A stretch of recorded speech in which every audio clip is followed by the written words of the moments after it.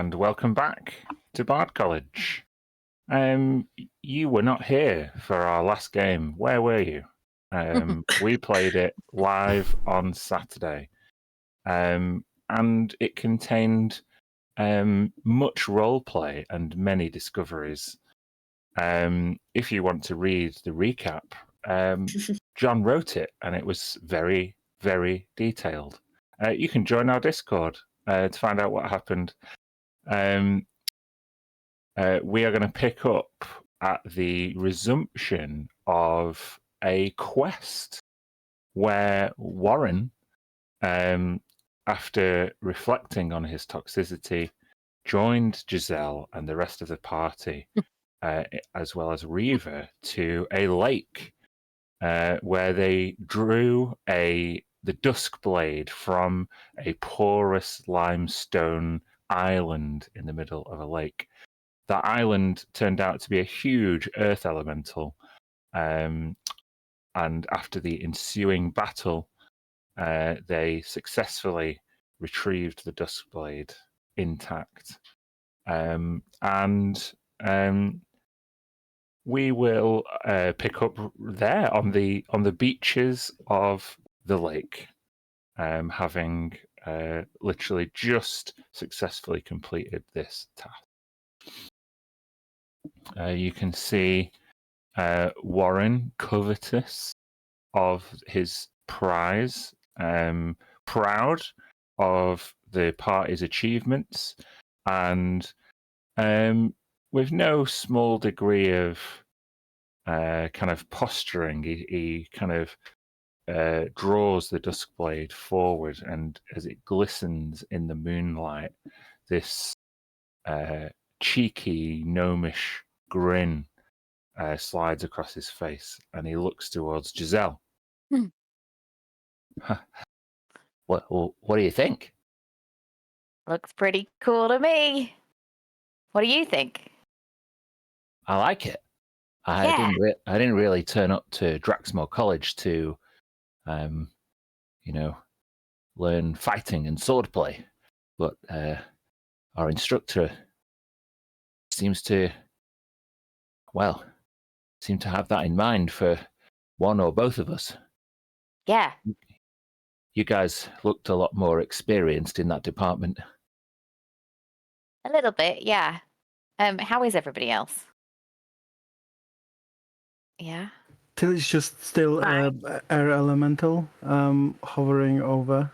Yeah. And I think I'll fly over to the not the island. Well, the island's not there anymore, right? Because you're on the beaches at the side of the lake now. Fly down to the beach next to her clothes, and she'll turn back. And I think the whole fight made her sober up a bit, so she gets a bit embarrassed about being naked. So she was naked. So she quickly starts putting the clothes on. but she's unharmed. Giselle kind of gets in the way and sort of blocks Warren's view. So that's happening respectfully. Yeah. Yeah. So what's next? What do we have to take it back? Was there a time frame?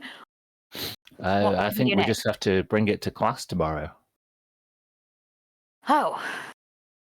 Together? Like a united front? Yeah, I mean, we accomplished it together. I think I'd be at the bottom of that lake if it wasn't for you guys. Oh. How do you feel? Do you feel like you could, become a warrior?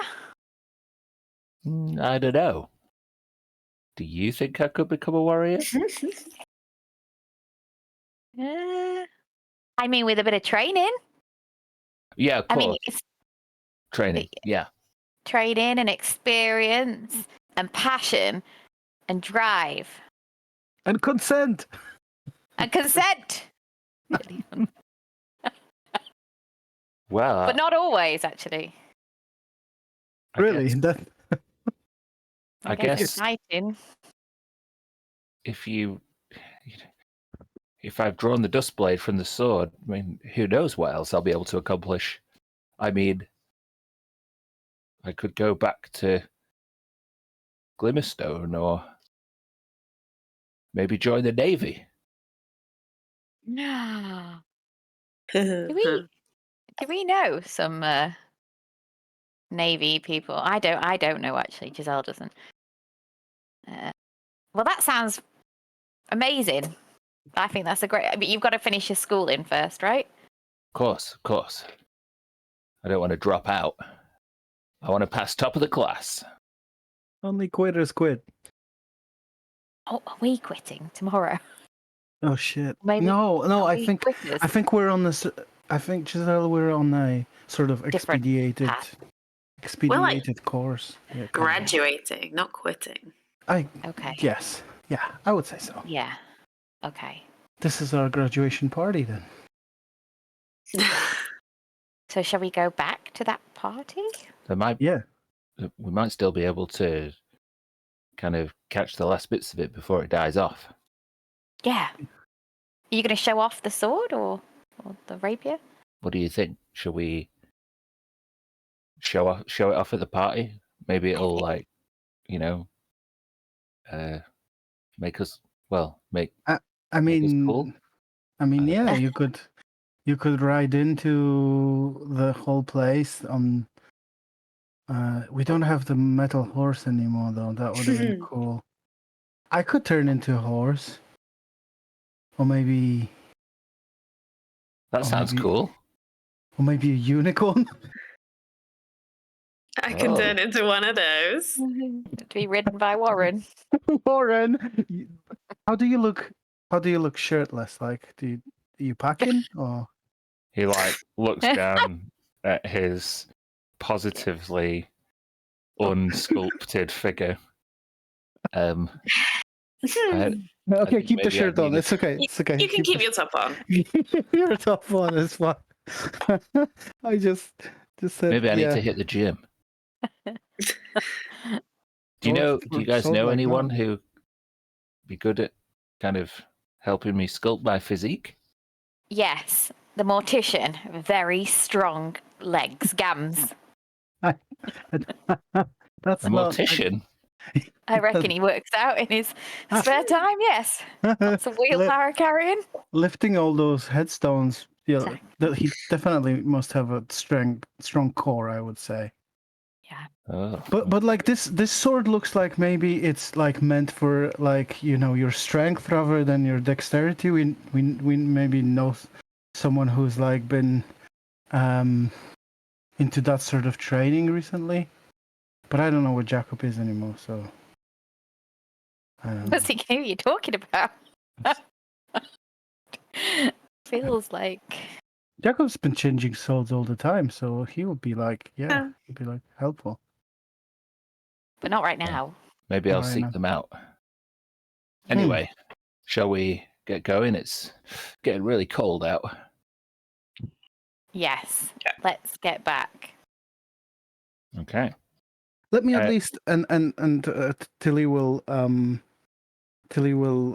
use Druidcraft to create a small crown of laurel around the forehead of the gnome. So just like the Olympics winner kind of thing Cool. from the olden days.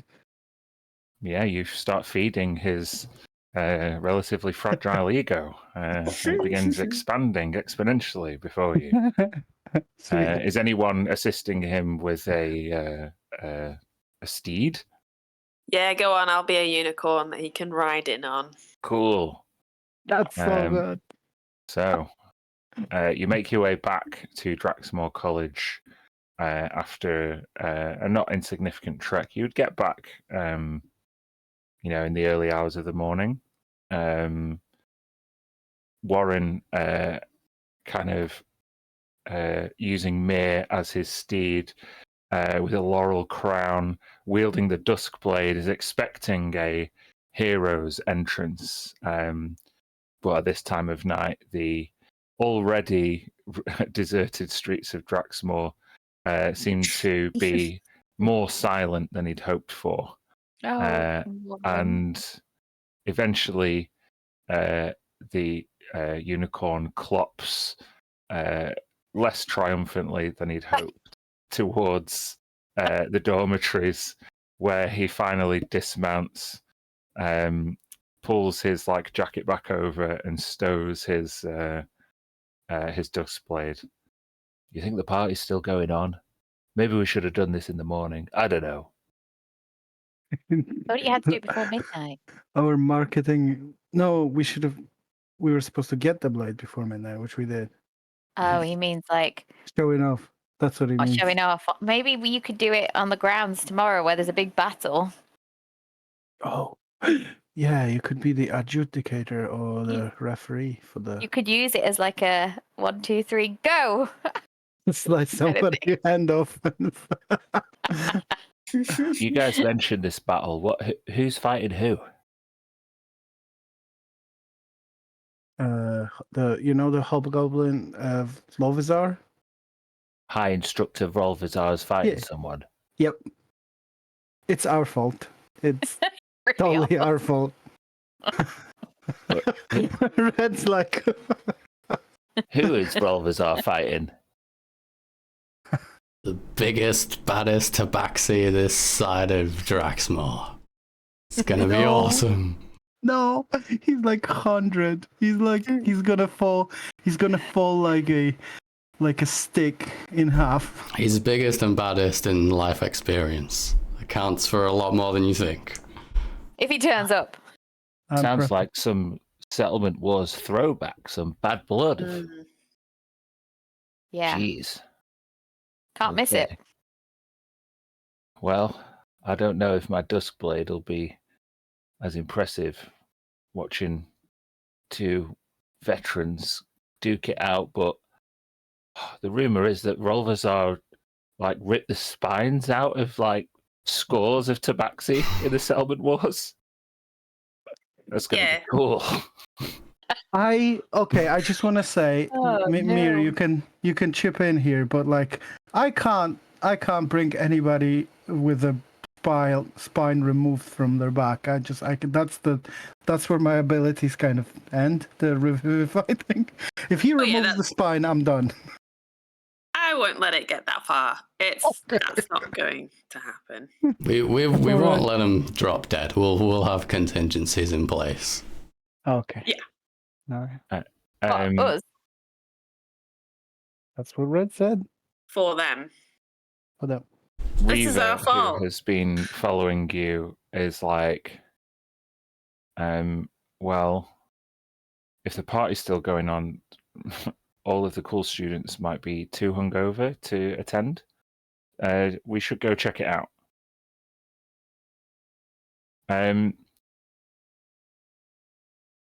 Now, John, you said this something that escaped me in my notes. You said that Red handed Reaver a note. Yeah, I slipped an envelope into a pocket, which contains a note. Do we know anything about that note? Depends if you would have seen it or not. It was just right at the end of the battle. We weren't hiding or anything, but we would have been, 30 feet away or something. Okay. As players, I can tell you what's in the note and so on, but the plan was that she'll open it later, maybe once I'm gone. Ah, okay. That's fine. I don't want to. I mean, she would Your obviously phone number. notice. Kinda. Well, there's a little message in there. Okay. We worked hard on this. I'm intrigued for her. We all chipped in. That's what I want to say. Okay, so you go back to the party. I would like someone to roll me a D20. You can choose. We should roll a d4 first to decide who rolls the... No, I'm joking. Lucas, you do it. Yeah. I'll do it. What do I want? Anything? We just roll. The higher, the better. Okay. How about 4? Okay. Reva comes back into her room to see the party has all but completely diminished. You see one of Warren's friends literally whited out on a couch, face down, into some cushions. You see that Tabaxi that you met on the first night that you had a party. They seem to be kind of drawing or like finishing a drawing, like in a long chair, and two other people, humans, who were once alive but now dead, just engaged in this kind of, when two people are just talking completely unaware that everything around them has stopped. Seems like they could have been talking there for an eternity. But yeah, Reva gets in and like spreads her wings out, and then they immediately fall folded in behind her back. She turns around to Red. Oh. We did spread that rumor that there was supposed to be an after party rave at the lake. We didn't circle around everyone. Yeah, I don't know if loads of people would be bothered to go out all that way. Well, Probably. It is a school night. Let's just hope that the rumor of the high noon duel between Volvazar and Sweet Rain still persists. Maybe they just all went to get an early night. Yeah, a few hours of sleep, sure. Yeah, Sure. This party died a little bit. No offense there. One of the ghosts just like tips their glass to you and just carries on talking. Warren goes over to his friend and like nudges them. Hold on. There is a groan as his friend seemingly kind of squirms and looks very much worse for wear. Warren's like, Horik, look what I got. Ching! Horik's like, that looks great. I think I drank too much. And he just grabs like a waste paper bin and like totally chunders into it. And Warren puts his sword back down. It's like, well, thanks for your help, guys. I guess I'll see you. I guess I'll see you in class tomorrow morning, Giselle, before the duel. Yes. Cool. I'll see you there. Thanks again, and I'm glad we kind of got over our first awkward encounter to be friends. Yes. Friends is good. I'll take You're friends. You're all right, Warwick. Don't ever let anyone tell you otherwise. Thanks, my air elemental friend. Good night. And he Good night. slips, and he takes Horik with him. And yeah, the Reva kind of turns around and says, thanks for a fun evening, guys. It's been a long time since I saw any action like that. I am so tired. Giselle, are you tired? Yes, I am going to bed. I think we should go to bed. Me or you, after this whole unicorning, you look very tired.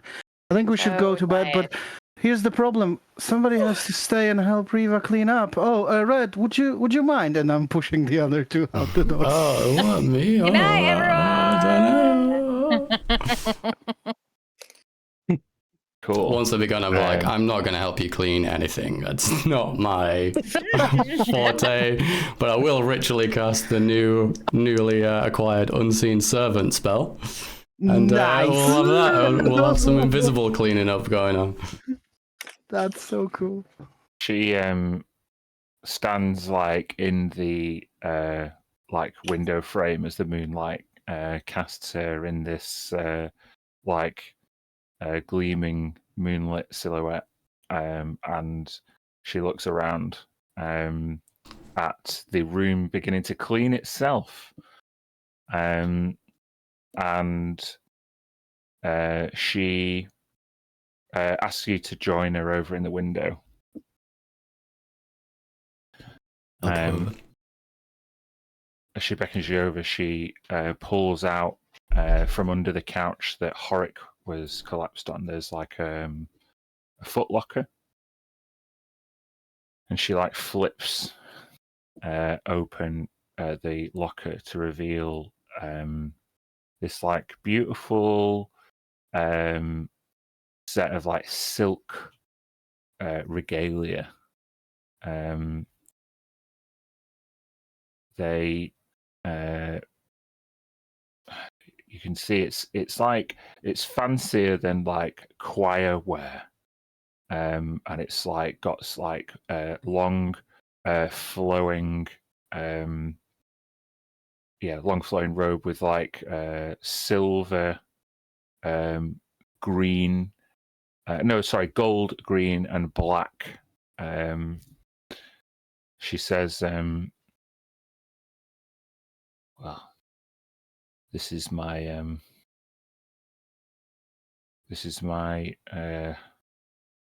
preparatory uniform.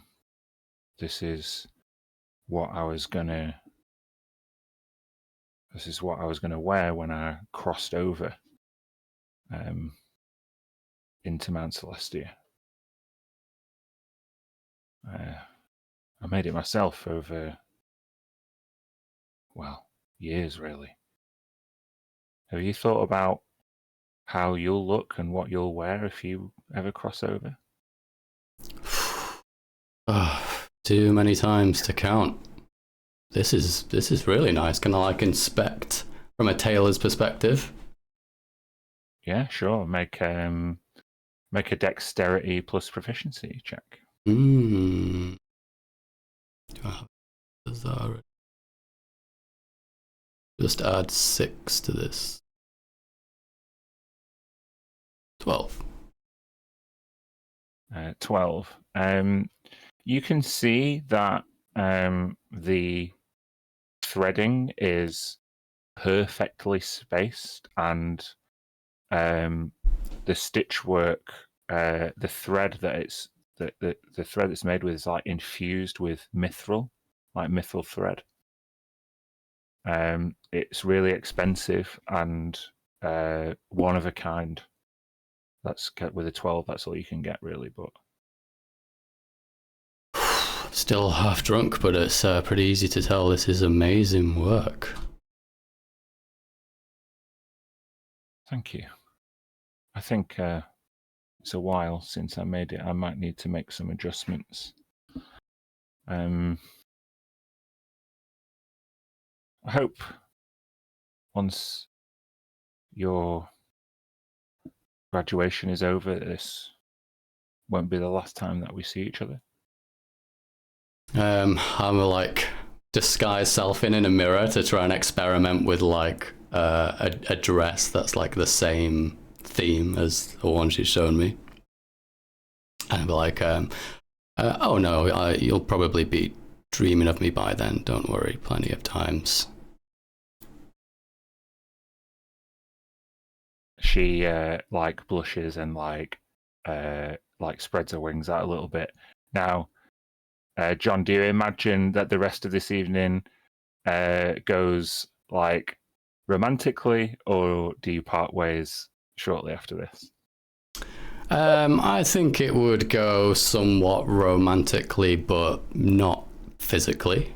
Just maybe like they'd have loads to talk about, you know, like the conversation would just come out about like the tailoring and getting into Mount Celestia and what she has to do to like become choir master and graduate and like all of that stuff. Like, okay, then I'd just like you to make a charisma check. Ooh, okay. What have I got?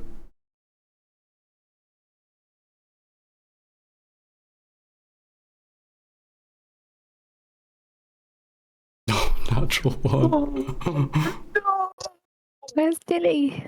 Till he's under the door. Just... Who did I cast Enhance Ability on? Who was it? I think it was me. Oh, damn it. I thought it was Tilly that cast it on Giselle, but it definitely wasn't me. No, it was Kirsty. Here. Okay, hold on one second. I've just got to check something. Damn it, I didn't think about it. That's so cool. But it could be equally as interesting as if it was a 20. Yeah. Just in a different way.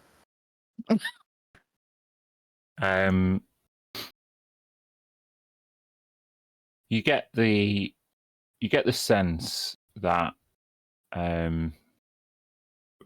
Reaver is interested in you and everything that you have to say, Red. But there is like something holding her back. She, with that natural 1, I'm going to give you an insight check at disadvantage.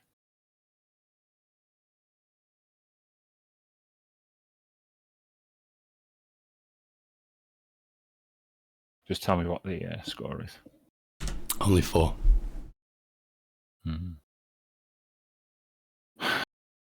For reasons that you're not entirely certain on, Reaver, she's unable to take that next step from like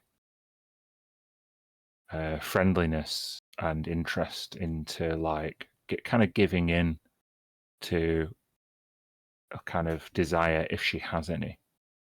It's hard to tell.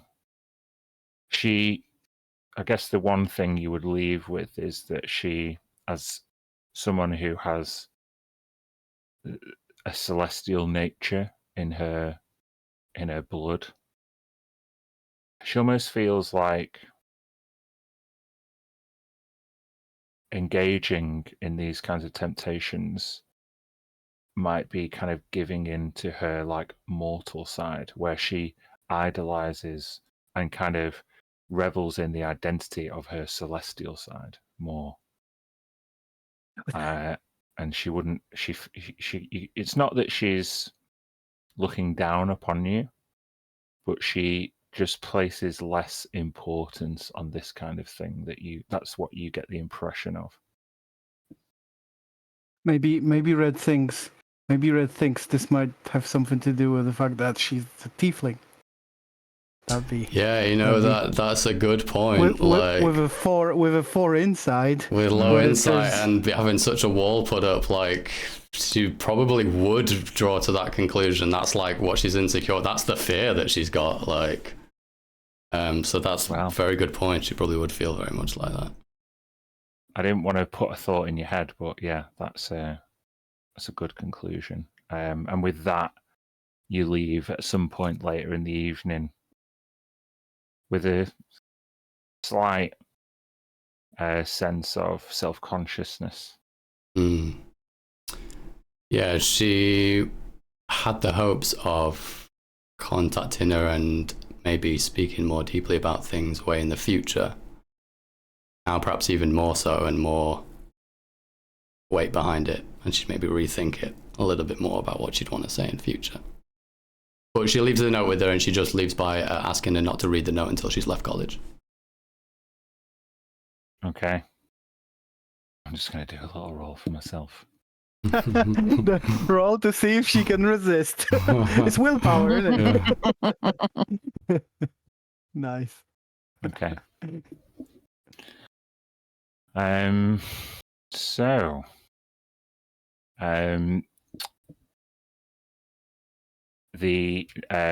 you retire to your dorms together, Red, a little bit later than the rest of you. And unless there's anything else you'd like to accomplish, you may take a long rest.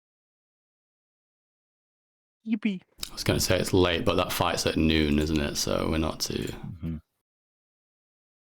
It is late, and some of you have class in the morning. Is it like our last class? Do we plan to like leave after the Wait. Oh, we'll leave. I mean, leave. I mean, go to the go to see Lovizar about the going into the Yeah, we didn't make a total decision on that. infinite library. Yeah. That's We're what we're getting the planning, right? book, aren't we? Should It's be the in next the thing. infinite. I think. Yeah. We just need to ask him about how we need to prepare for it, I think. Mm-hmm. Assuming he survives this battle. Oh yeah. So yeah, we gotta make sure he does, because then we can fucking go get the fucking book. So let's just make sure nobody dies, please. What if Sweet Rain just absolutely tramples him, Yeah. ruins everything? Oh, you had an appointment later with him? Sorry. Yeah. Don't rip out the spine, dude. Okay. So, if you don't mind, I don't know, you can have a look at preparing spells and things for your long rest. I just need to take 2 minutes. I'll be 1 second. Sure. All right. Thank you. Got a very quick John, break. why are you so rubbish at romance, eh? What was that I one don't for? know. It's just sometimes the dice don't reflect the real life, you know. We Ooh. wanted some heartfelt thingy, and it's like, oh, maybe in the.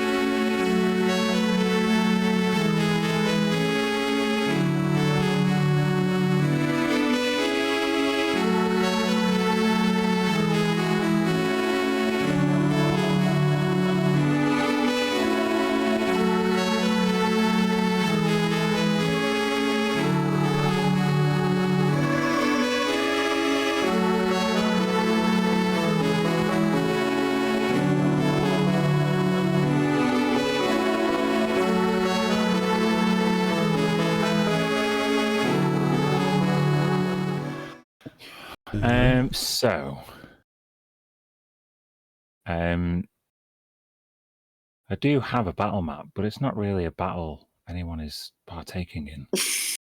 So, and it's definitely not at noon. It's more like at night. But we'll go here. No, we'll go to class first. Actually, we'll stick here for now. So, Giselle. Yes. Do you? You're very late at going to bed. I'm not going to prevent you from having a long rest, but I think a Constitution saving throw will help us decide whether you're on time for class or not. Okie dokie. Oof! Ever the dedicated student. You. Let's just say for the whole Red's interaction, Giselle was snoring in bed. Happy. Yeah. Yeah. Great. So you get to class on time, and sure enough, Warren is there too. And she basically talks about the legend of the Duskblade in her final lesson. She says that it was rumored to have split the sky into night and day. And those who truly know how to wield it can block out the sun for miles. She has attended this lesson in her full kind of armor. You see this like silver owl plate, pauldrons, and a breastplate with a long, like dark purple gown. There is a hood that she's pulled down onto her shoulders, and she has this long kind of like owl staff made of like white, like bleached, like ashen wood with a carved owl motif on top. Kind of like I'm kind of imagining like Gandalf's like white staff, you know. Mm-hmm. She steps from behind her lectern and asks that the wielder of the Duskblade step forward. And sat in the lecture seat, Warren looks towards you, Giselle. You can tell he looks nervous.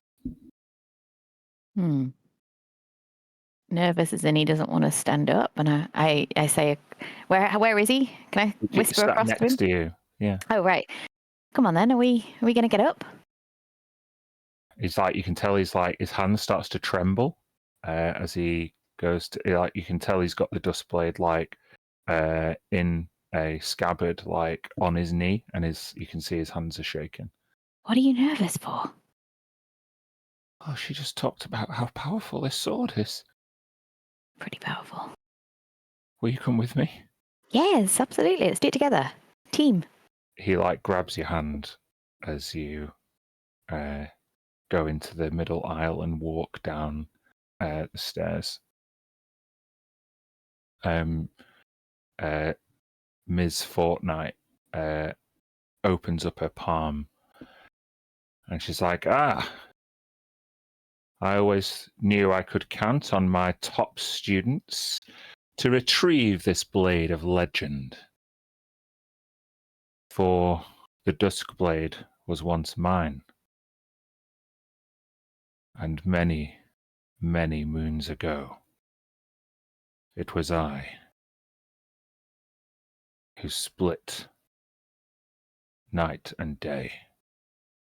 And you see she like pulls a cloak out from behind her lectern, and the cloak drifts over her shoulders, and you can see the night sky like twinkling behind the cloak. I just want you to make an insight check, Giselle. Okay. Insight. 18. With an 18, there's something familiar about the way Stella Fortnight carries herself. She's much older than her appearance would suggest, but the weight of her words, the confidence with which she carries herself, and the kind of dutiful purpose behind her eyes. You've seen a person who also carries themselves with this weight, even though this other person carried themselves with much like fainter humility and delicateness. Kind of reminds you of what's her name? Now it's totally gone from my head, and I'm trying to find it.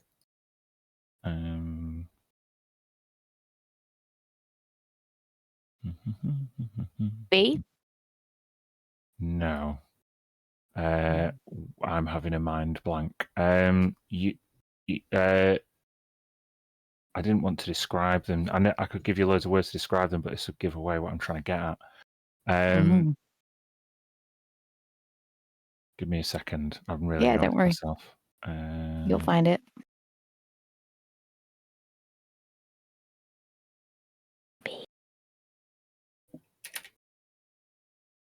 No.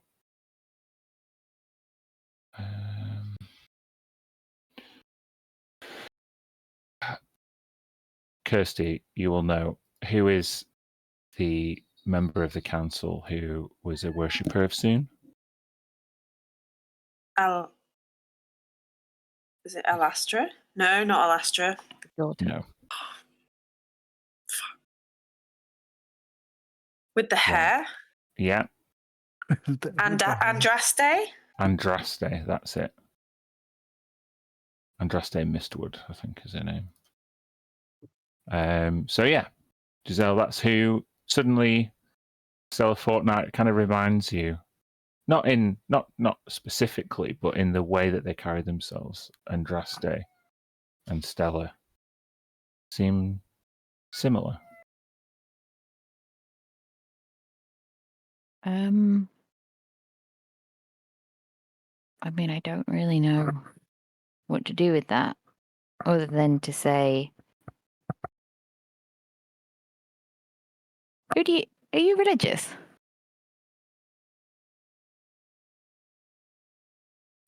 Stella smiles.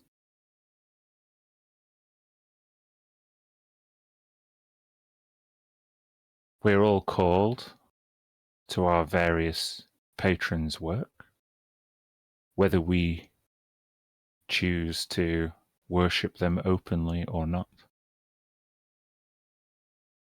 And you're choosing to worship privately, which is fine. You just remind me of somebody, that's all. Well, I believe that for this year at least, Warren, Giselle, and many of your classmates may pass out today. May I pass on my congratulations and ask you to be mindful. The night sky contains all of the history of the universe. Those who are wise look towards the stars for guidance.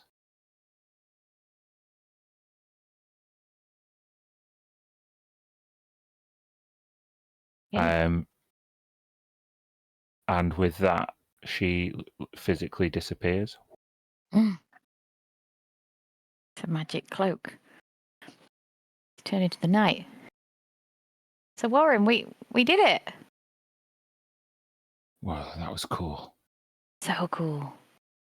We did do it.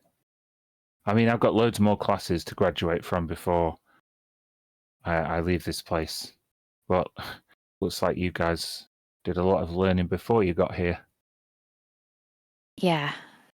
We've taken a fast route. Shortcut. Oh, words. That jumbled together sometimes. That. Well, maybe once I finish my studies, I might go on my own shortcut. Might go and do my own adventures. How do you feel about wielding said powerful item?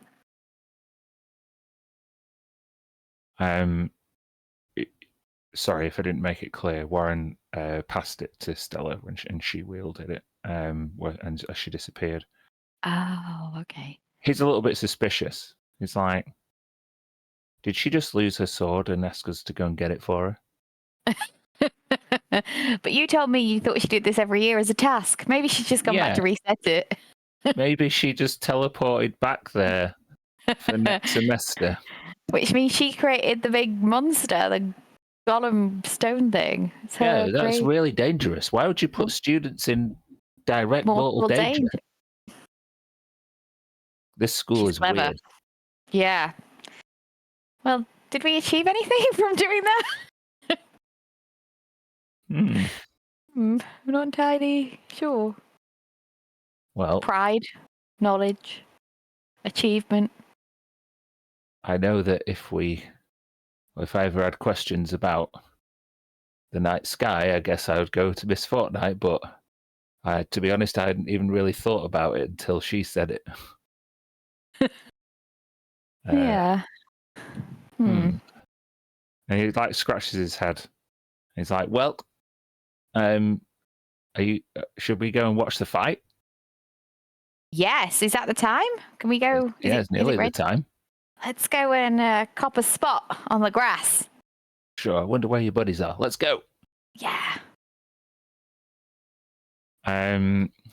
So, you'll have to imagine this place in like noon light. but it's just one of the. Oh, why is this not working? Noonlight. In the high noon. This is in much more shadowy nighttime kind of map. But it is this kind of kind of the more ruined part of the Draxmoor grounds, which you know used to be a hobgoblin fortress during the settlement wars and before that. The sun bears down from its highest point in the sky, and only very rarely have you seen like the dour, like mists and shadows of Draxmoor College be parted, and this is about as bright as it has gotten. You see creeping vines, and you hear bird song as small crowds of people begin to muster at the edges of this ruin. These are the ruins that are overlooked by Vrolvazar's office. The very edge of the gardens that spread back onto Snaketail Jungle. And you're all together observing from somewhere? Yeah. Yeah, I'm looking out to see if Sweet Rain will even show up. I half don't believe it. I want to be right out there, like staffing the event and waiting to try and get hold of Sweet Rain so I can get him to sign in my book so he doesn't die. I need to give him the protection of the Dawn Lord. I'm gonna bless. Are the two people there yet? No sign yet. Okay, that's fine. So, Red is looking specifically for Sweet Rain. I'm going to give you a perception or investigation check. Okay, it's just investigation. 9. 9. There's lots of you like go around and you're like talking to groups of people like, have you seen this old Tabaxi's meant to turn up? Like you like describe him and people are like, yeah, I saw him this way. And then there's like a Tabaxi student. It's like, no, it's not me. And then like basically I need him to sign this waiver. Rumor and hearsay get in your way as the one of the chapel bells begin to chime, signifying high noon. Bong. People are like cowed into a whisper and rumor. They look around. Where is he? On the 12th chime of noon, you see making his way from his office towards this ruin, Vrolvazar, High Instructor. Just to remind you, let's say there's a painting of Vrolvazar in his office that you would have always seen, and it depicts him like this. There you go. Oh my god. He's terrifying. Yeah. Yeah, is he like all those skulls and stuff like the part of his normal decor, or is it just embellishment here? Or Does he put a headdress what would you on say? this? Tabaxi skulls. Does he actually sport all those skulls, or As he emerges onto the lawn, it's like he's polished off his old armor, and though his physique is not quite as shredded as it is in the painting, yeah, he still paints a terrifying visage. As I whack Warren and point at him and say, like, look, that's a 6-pack right there. holy shit! And with like heavy armored footsteps that clink and clank on the stone. He stands at the edge of the. Oh, sorry, mate, this is really fucking up for me. I just got a wheel going round and round. I'm just going to refresh my Roll20 for a second.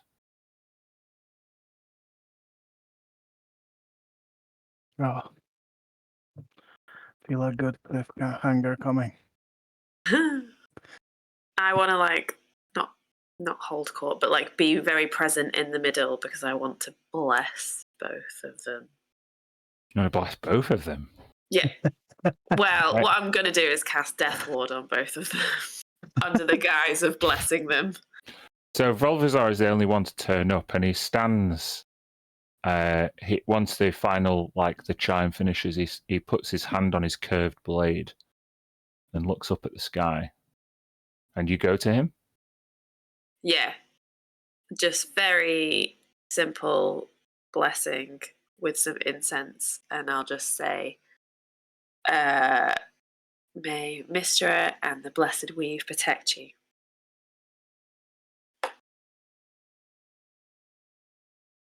I appreciate your concern, but this is a mere formality.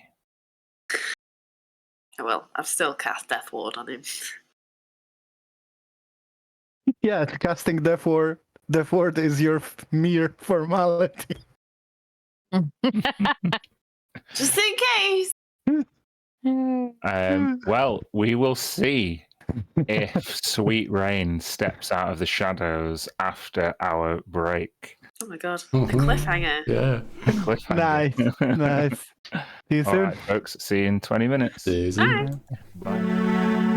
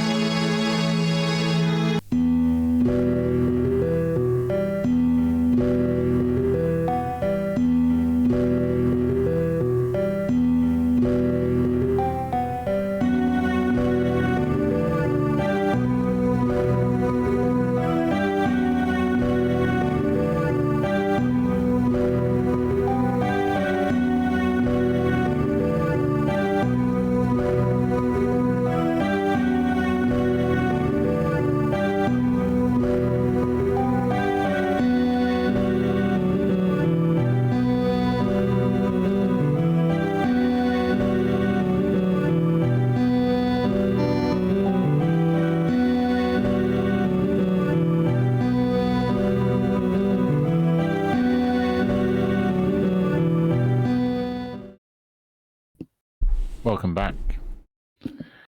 We are on the cusp of witnessing a duel of the player's instigation. We have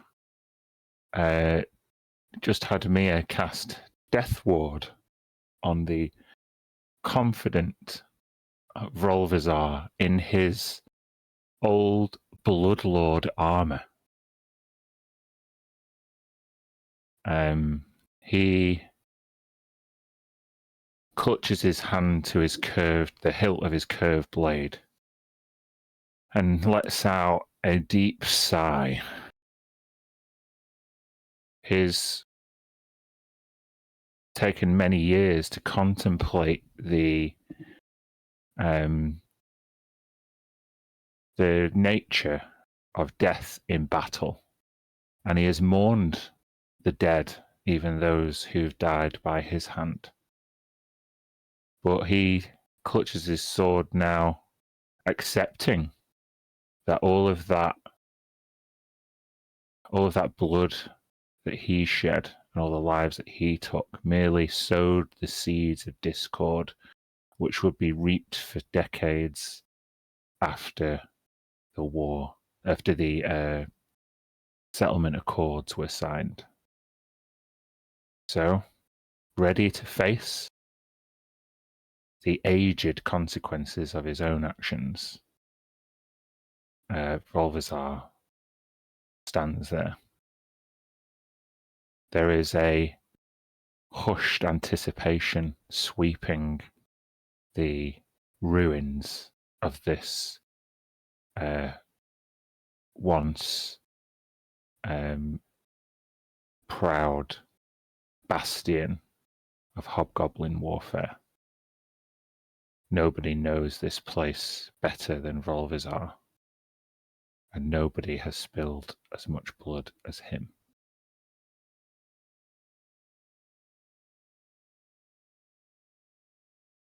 As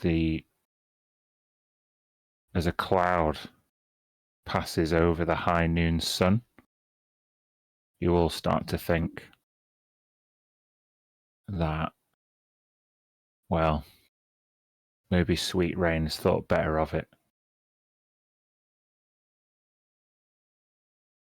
And Volvizar begins to take up that thought himself before delivering an instruction to the onlooking students of Draxmore. Well, students, denizens of Draxmore, I'm afraid that you will not see any bloodshed this afternoon. And there's a literal audible, frustration amongst the crowds that kind of G'd up by rumour. We're looking forward to some excitement. Until, from behind a crowd of students and from underneath a wide-brimmed straw sun hat,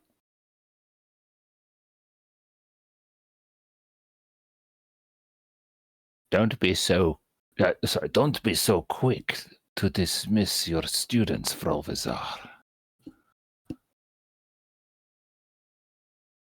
There's an audible gasp as this elderly tabaxi shuffles into the middle of the ruin.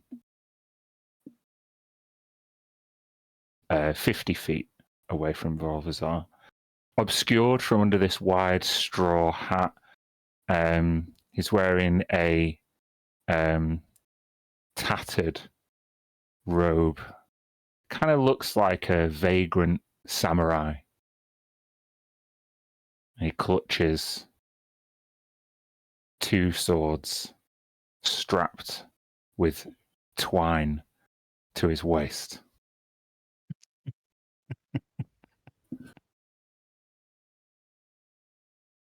Well, well.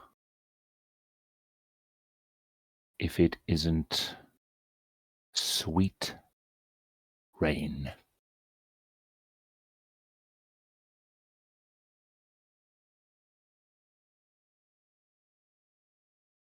You know, Vrolvazar, I have spent many years at the distant edges of Draxmore, wondering what it would be like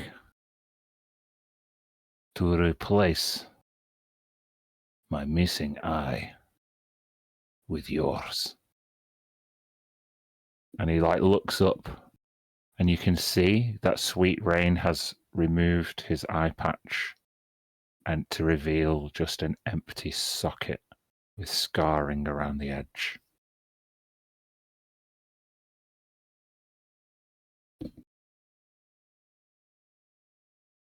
Wander as you might, feline, it is not a reality that will come to pass. Ching! He withdraws this curved blade.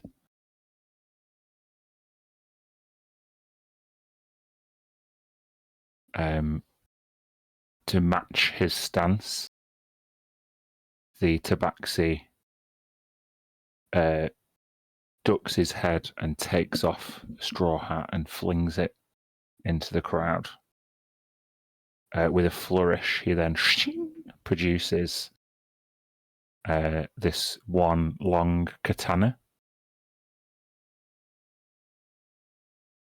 There is a very precise stillness about these two characters as they weigh each other up.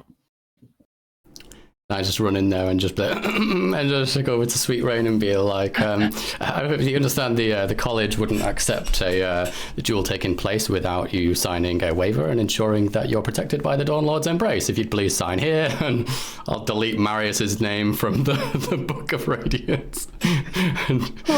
Literally like an hour later somewhere in some horrible... Marius fucking dies. Marius falls down the stairs.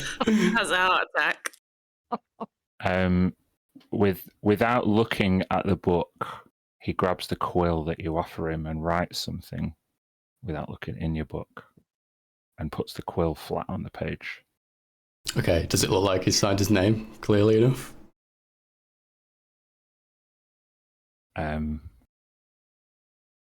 It just says thank you. Oh, shit.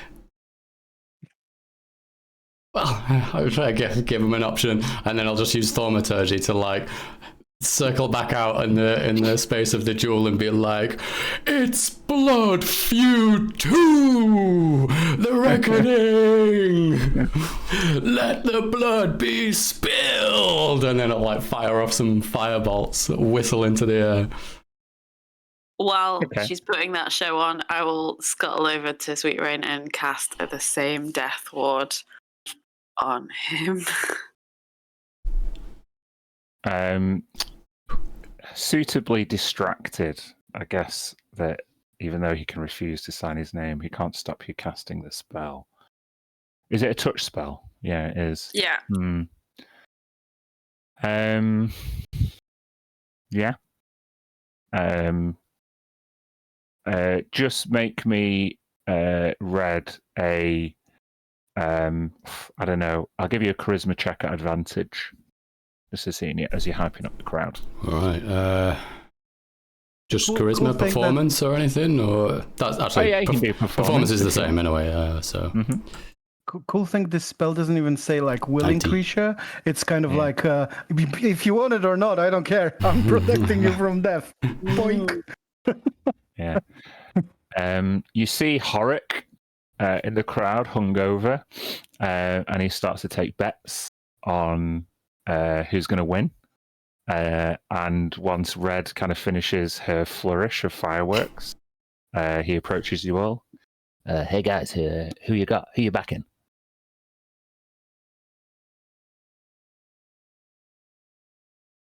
I am not betting on this. I am definitely not. Give me 10 gold on Sweet Rain. Oh, just quietly. Underdog.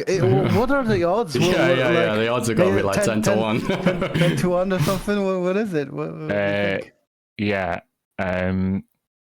You will get half your money back again. What's that, like 1 to 2 on Volvazar, and 5 to 1 on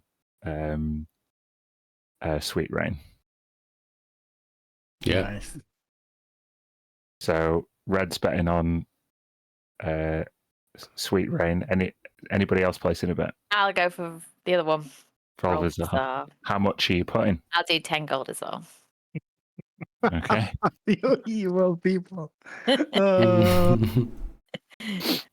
I just don't want him to die. I'm not gonna bet. Now then, rather than me fight myself, would anyone?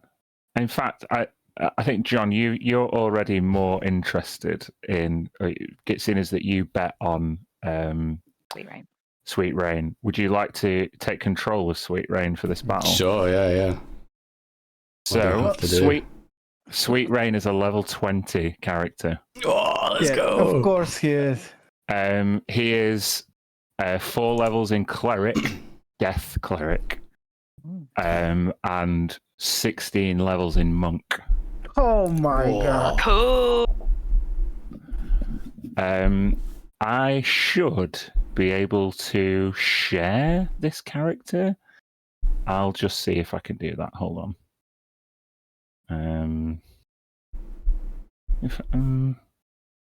Let's see. Hold on. Just go back. I'll message you so you can all see the character sheet. I'll just put it in the chat. See if you can control it. All you need to do really is be able to click the buttons. Mhm. You can track the HP manually if you wish, but try that.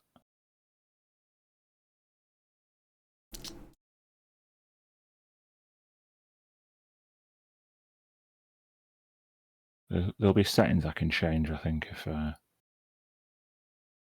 not done anything like this for a while. It's not letting me access it. Okay, aha. I'll just make it public. If you refresh that page, that might change it.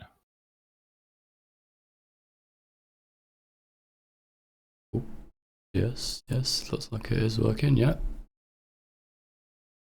He hasn't got any of his weapons equipped, although light leather armor. Hold on, I'll just add sword. Dee.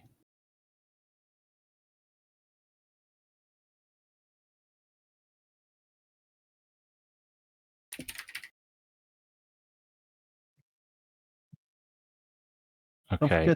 Don't forget to stun every attack. He has a rapier of life stealing, Okay. which is it's a katana, but obviously katanas aren't a thing. If we've equipped that, it means he should have a. Don't think the leather armor actually does anything because his AC is 17 as it is. But that I've added it. I don't know if you can see that.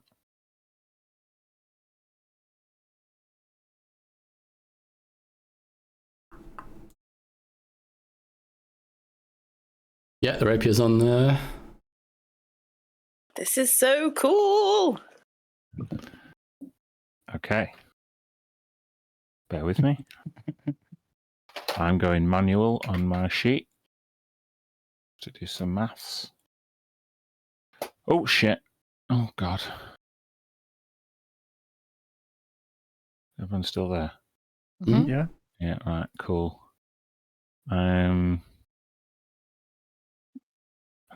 Let me just check something. Apologies. I can still do it like that. No, there's no point. Right, yeah, I'm ready. So there's no token. I can just give you. We can just roll. It's just 1-on-1. So, how about you roll initiative there, John? 22. 22. I will also roll. let's see. I rolled a 18. So, the crowd looks on as both warriors stand poised. I'm just going to have to do this on a bit of paper. Do I have a pen? I can do it on my docs. Okay. Oh, let's do it this way.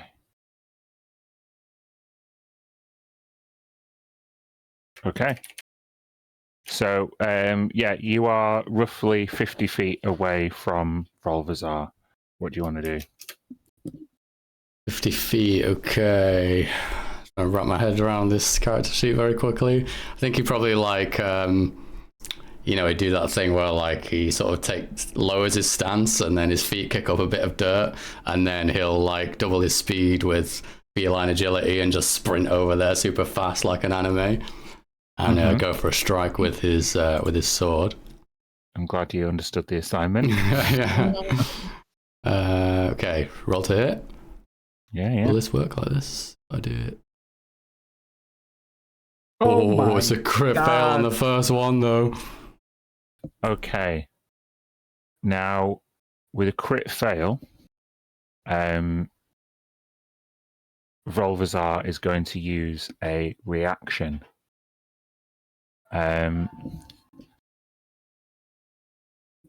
Sorry, the loft is being opened.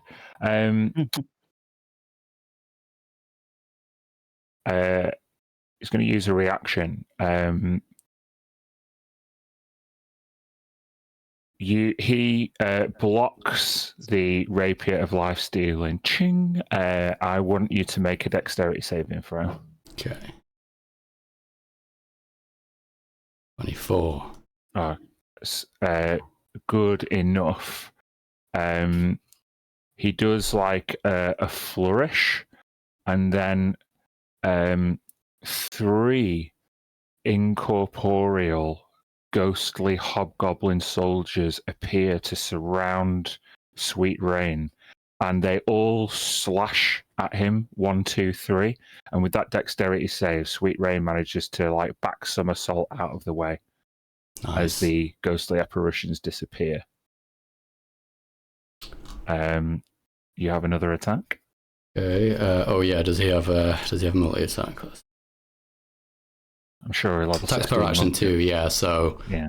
I suppose just double up. 17 this time.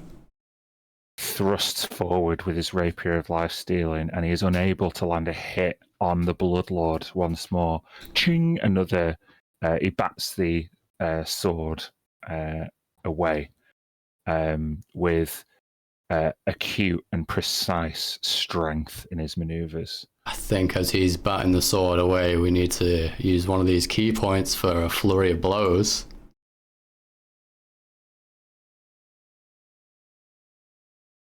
Look.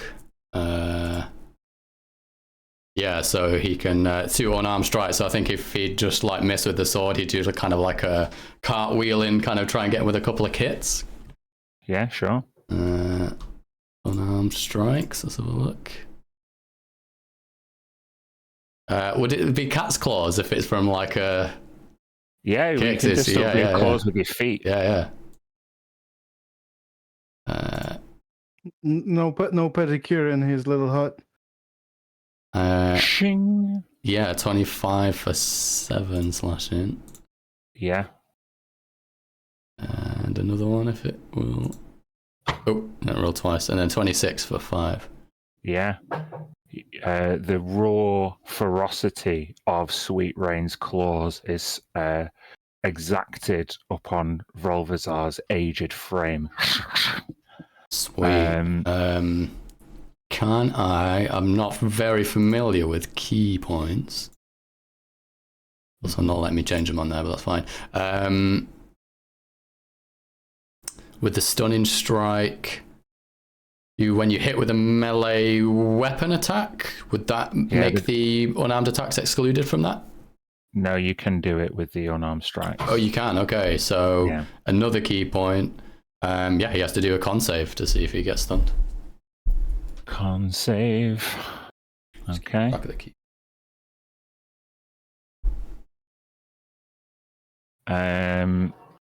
12. Oh, nice. Well, he's stunned then. Okay.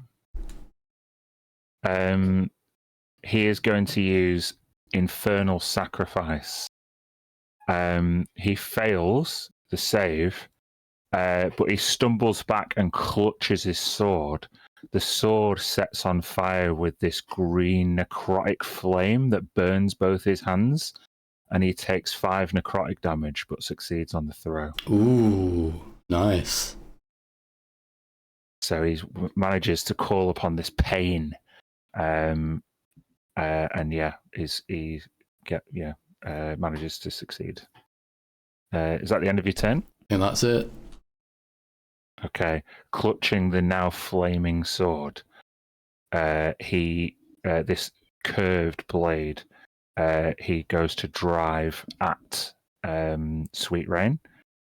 So I'll make the first attack, which is a 11 to hit. It's got an AC of 17. Okay.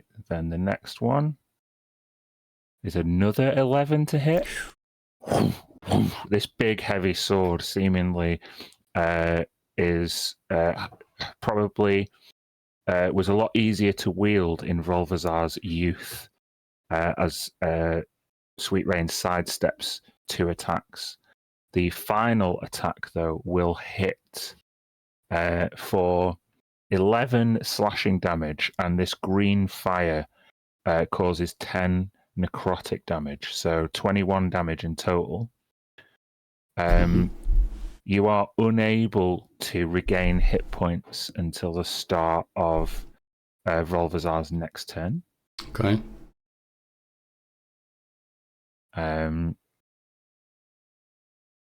As a bonus action,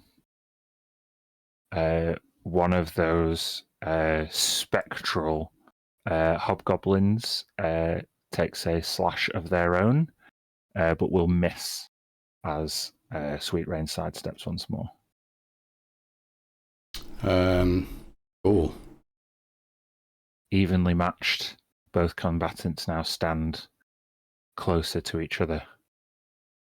Volvazar with 2 scratches, one over his face, the other over his chest, his hands burning. And Sweet Rain with this sticky black and purple wound in his chest. Both of them shrug it off. Right, okay. I think it probably goes for more or less a round of the same to start with. Yeah, let's run up with a couple of sword attacks.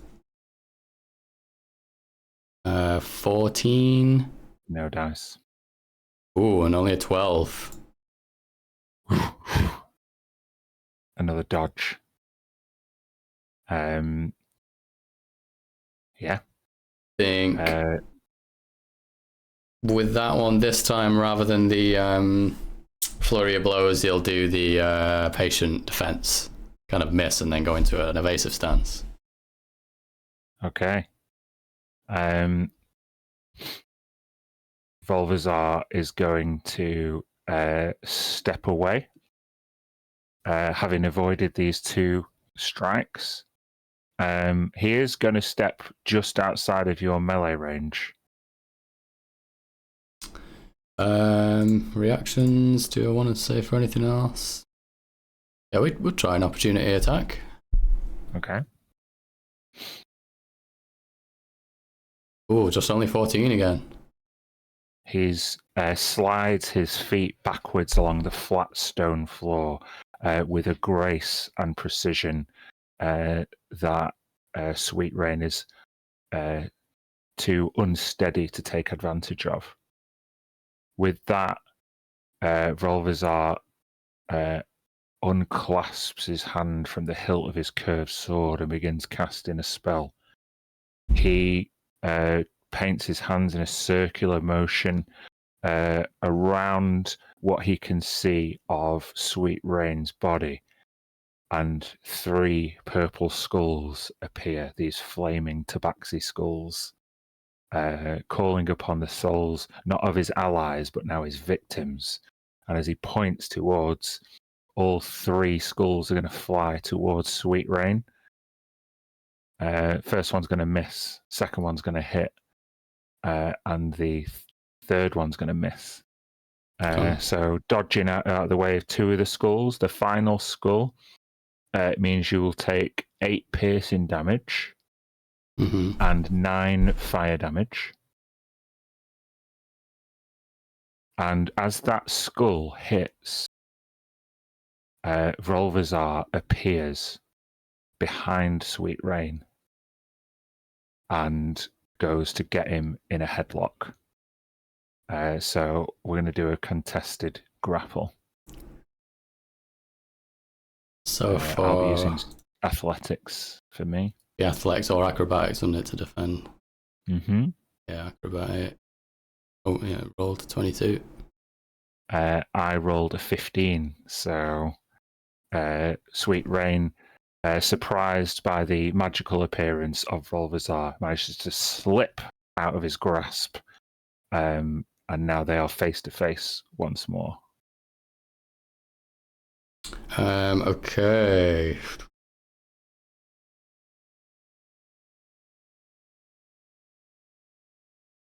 Okay.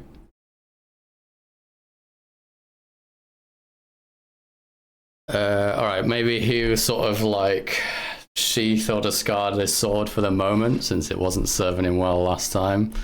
Goes into his monk stance and starts to try and unleash some claw attacks.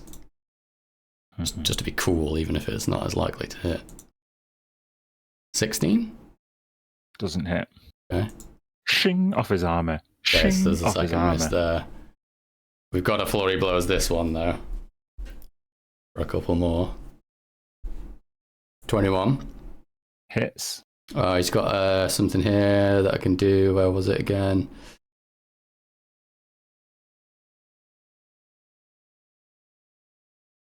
Touch of Death. When it hits a creature with a melee attack, you spend a Channel Divinity to deal an extra 13 points of necrotic.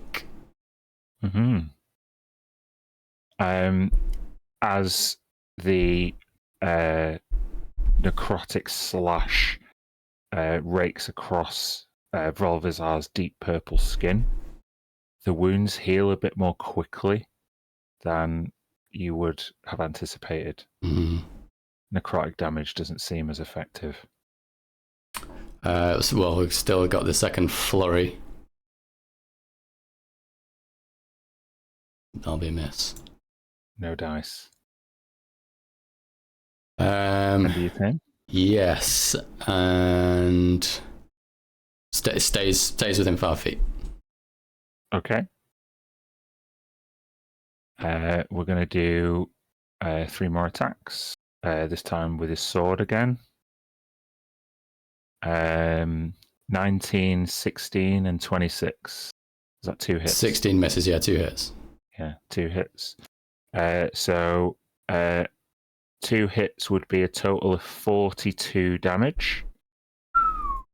And again, you can't regain hit points until the start of Volvazar's next turn. So, he kind of like pulls out the sword, like holding it backwards, and does like a double like wave, and slashes across Sweet Rain's shoulders. He's then going to use a bonus action, kind of unarmed strike of his own to just kick you back and try and shove you out of his range. It's not going to do damage, but it's going to be another kind of grapple like acrobatics or athletics. 21. It's going to be very hard for me to beat that. Yeah, it doesn't beat you. Like, it does this like big boot against Sweet Rain's chest, and he's with an acrobatics check again. He just sidesteps it. This old tabaxi seemingly much more sprightly than he first appeared. Both combatants now are starting to breathe more heavily. The crowd is starting to get whipped up into a bit of a frenzy as each successful strike is accompanied by whoops and hollers, and each successful dodge with jeers and baiting from the crowd. It Nice. seems as though Rolvazar's position as High Instructor has given the crowd some personal connection to him, whether they really want to see him lose or whether they desperately want to see him win. This crowd seems equally divided. Sweet Rain, the unknown challenger, though, drawing some sympathy from the crowd as well. It's their turn. Okay, cool. So something I didn't notice before is when he uses unarmed attacks, he can, or is it only that they count as magical, or do we overcome? Yeah, okay, they just count as magical, but that's fine. Trying to catch up with all these features.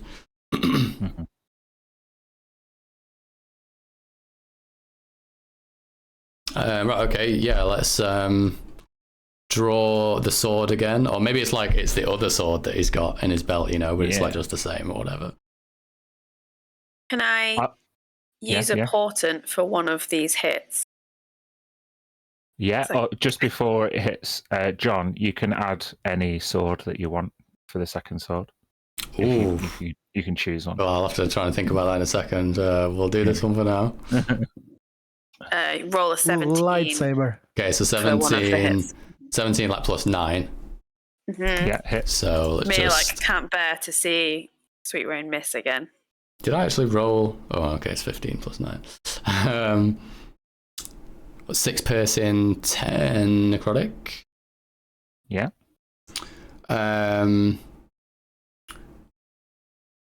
Second attack, only a 14.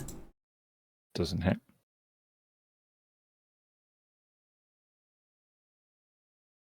Holy Avenger's a sword, right, John?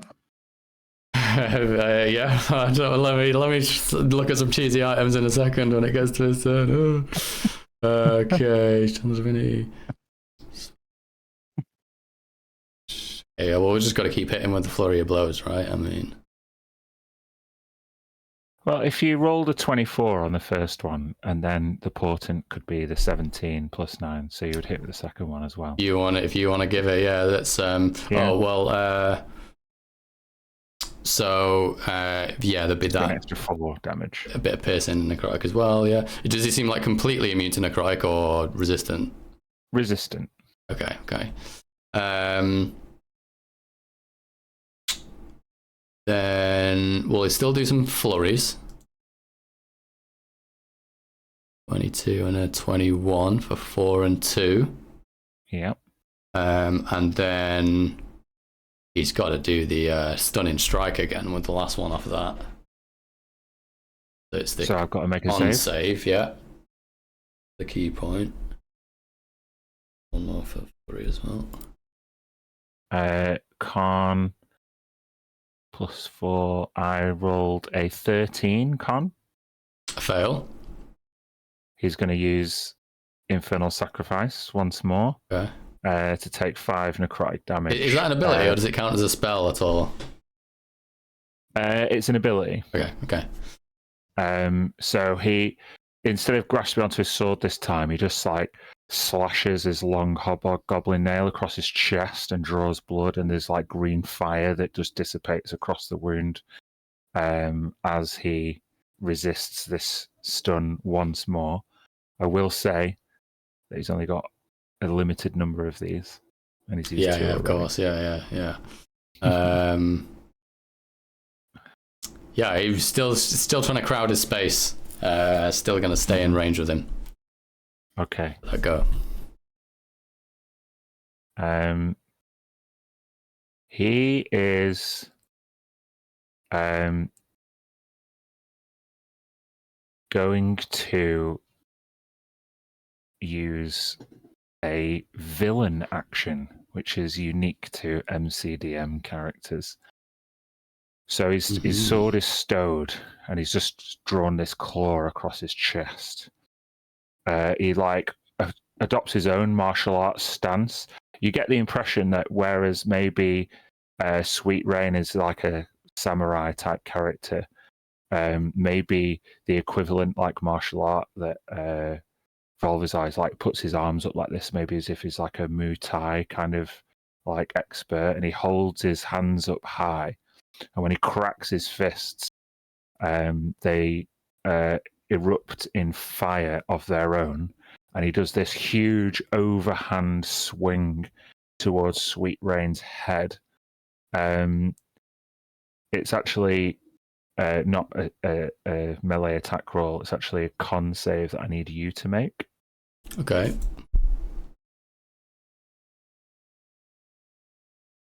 One sec. 22. Successful. You just take 11 damage, half of it's fire and half of it's necrotic, as he swings his fist near you. As you kind of like dodge under his grip and appear and spin around behind him, he turns round and you realise now that the fire has spread from his fists, and now this purple fire is now completely engulfs his body. He says,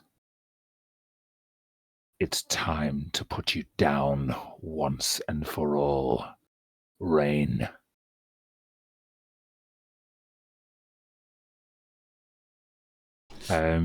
He's then going to do 2 more attacks. But they're both going to miss. Great. So he goes towards you, and you dodge out the way of these flaming fists. Mm-hmm. It's sweet. Well, if he's turned to flame, maybe it'd be thematic if Sweet Rain's of the Sword was a Frostbrand. Yeah, sounds good. Can you add it to the sheet, though? Because I don't think I'll be able to do anything. Sure, I can do it. Let's just manage inventory.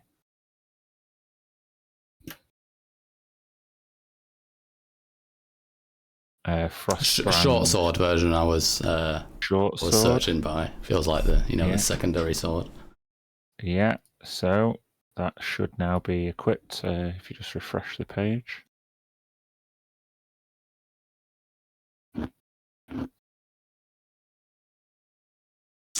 Yeah, cool. I can't change the HP and stuff like that, by the way, but I'm keeping track of everything here. He's taken 91 damage so far. Okay. Volvizar, not so much.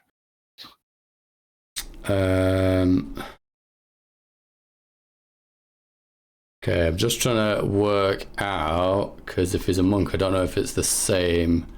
You just do a secondary attack with a bonus action. Can you do it as long as it's a light weapon? 2-weapon fighting. You might need like the dual wielding feat to be able to do that. I don't know. Attack action with a light melee weapon in one hand. You can use a bonus action with a different light melee weapon. So the question is, if the other one is a rapier, can that count as a light weapon? I don't think it is. It's just finesse. Finesse. So it doesn't make sense that though. So we can change it to a light weapon. Customize.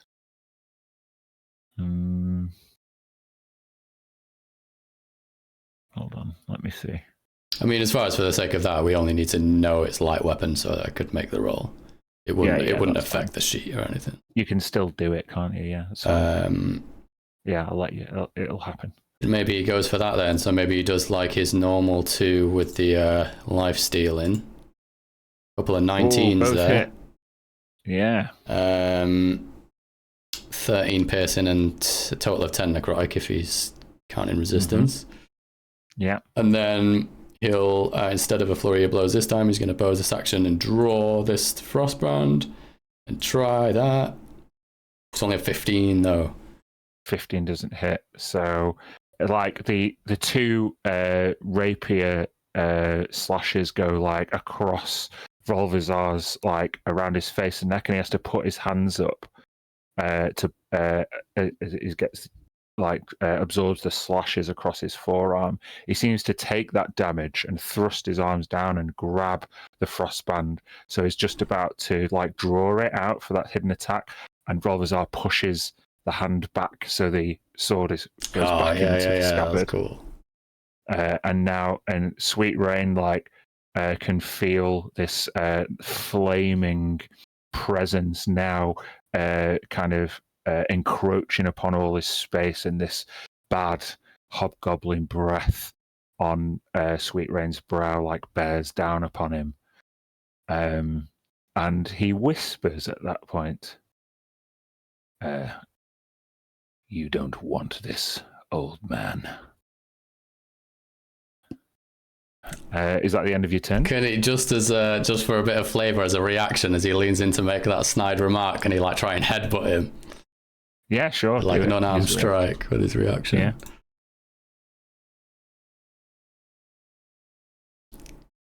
Oh, it's only 15.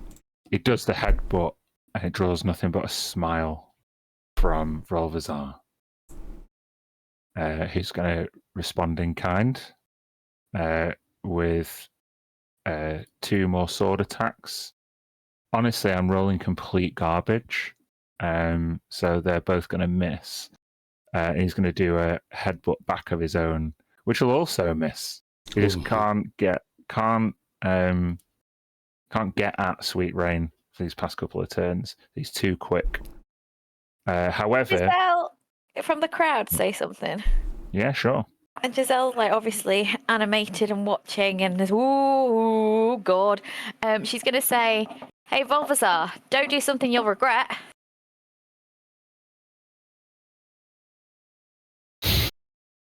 Make a I was going to say make a persuasion check. You're kind of getting him to draw up on his regrets. Yeah. What are you saying? Persuasion? Yeah. With a 19, Volvazar temporarily looks over his shoulder and grimaces. Just by being in his presence while he's on fire at the end of his turn, you will take 10 damage, John, 5 fire and 5 necrotic damage. Mm-hmm. But with that successful persuasion check, he is going to step back out of Sweet Rain's melee range, and you already used your action to headbutt him. Yeah. So he's going to be 10 feet away now. He readies his stance once more. Still on fire. What do you do? Okay. So I think he just kind of as that takes place and he steps back, Sweet Rain will reach down and grab some sand and dust off the floor. He's going to cast blindness, deafness, but it's like throwing sand towards his eyes. Yeah. Do you have to make a save? Yeah. I didn't give the description there, but yeah, it's a con save basically.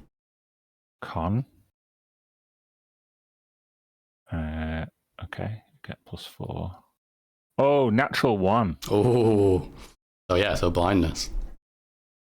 As the distraction from Giselle draws his eye, turns back, and then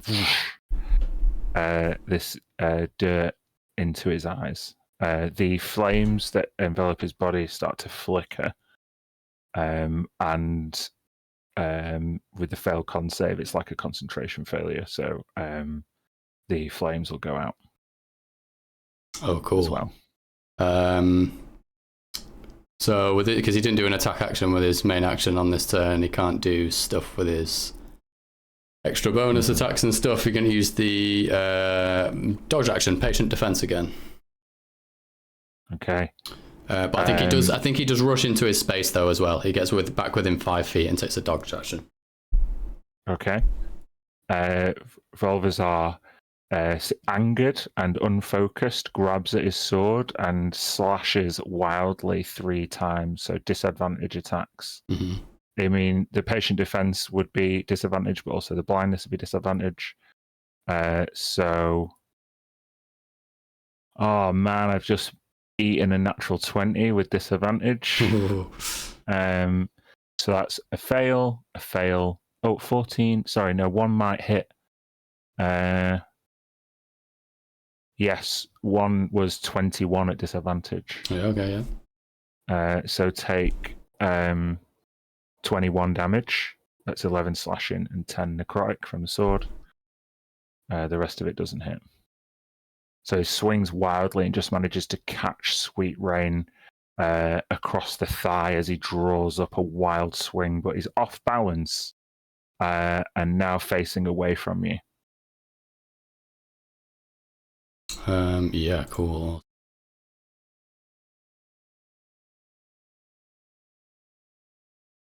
Ooh. While holding, but mind you, he put the sword back in, so he wouldn't be holding the Frostbrand to benefit from a resistance.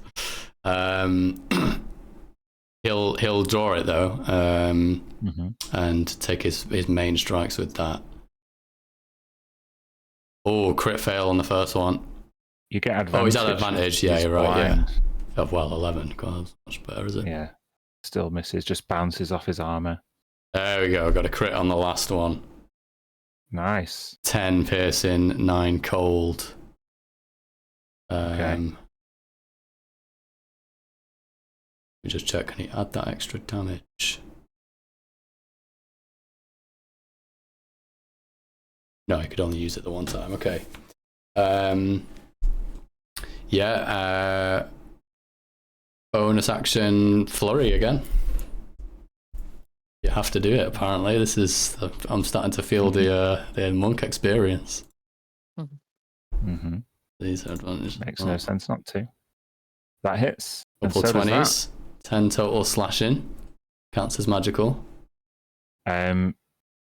Volvazar stumbles forwards. Completely disorientated, off balance.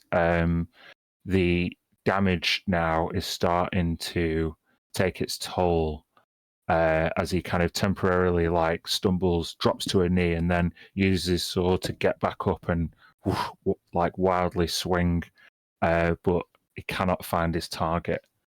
How is Sweet Rain feeling in the midst of this duel now? Still got above the table 42 hit points left.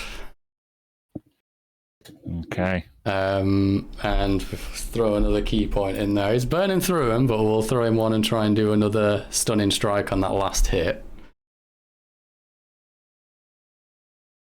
Con save again. Okay, so that's a con save, yeah. Mm-hmm. I'll fail this one, rolling absolute garbage. Yeah, stunned until the end of Sweet Rain's next turn. He is going to drop to his knees, and he's going to grab a lock of his hair, and as this purple fire burns now in his fist, he just rips some hair out, and he uses his last infernal sacrifice to succeed on the saving throw and take 5 necrotic damage. Okay. Yeah, that's it for his turn right now. He gets up, and he's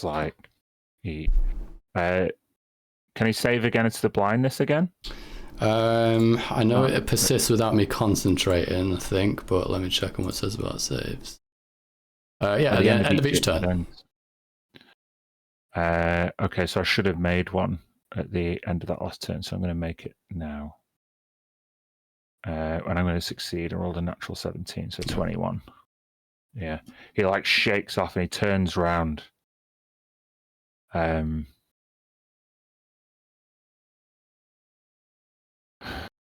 You know, you are a fierce warrior. But this is my calling.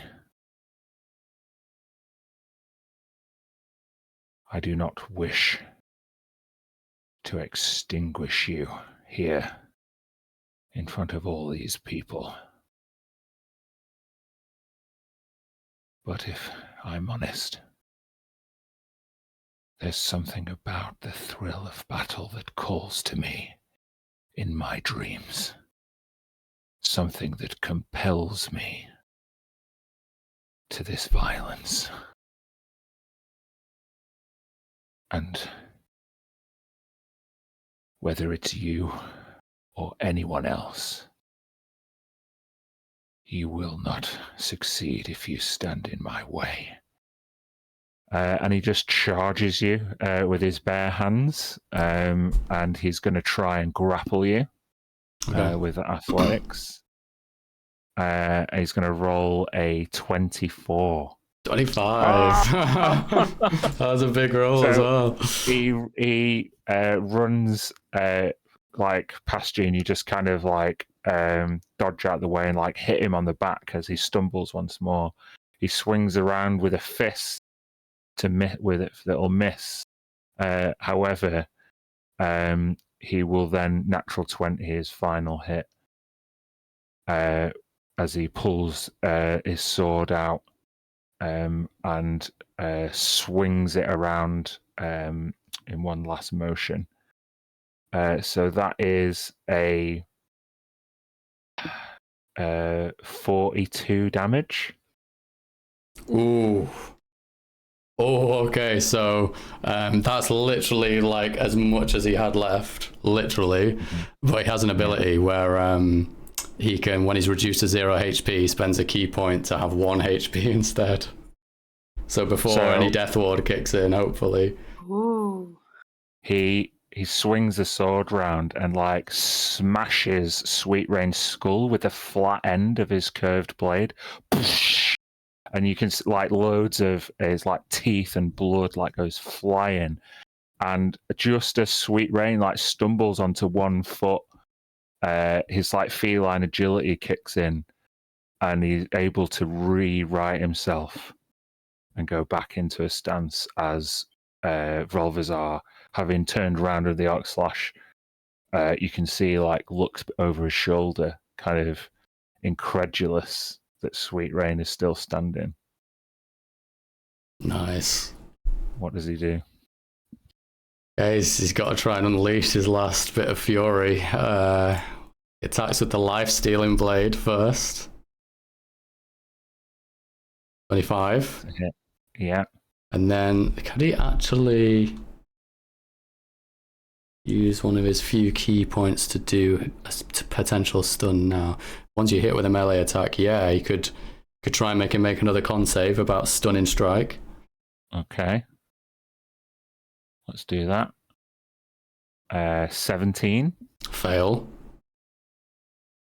So this thrust of the rapier goes like up through his shoulder, and he like arches back and and then with as he draws the blade out, like headbutts Volvazar in the back of the head, which stuns him. Mm.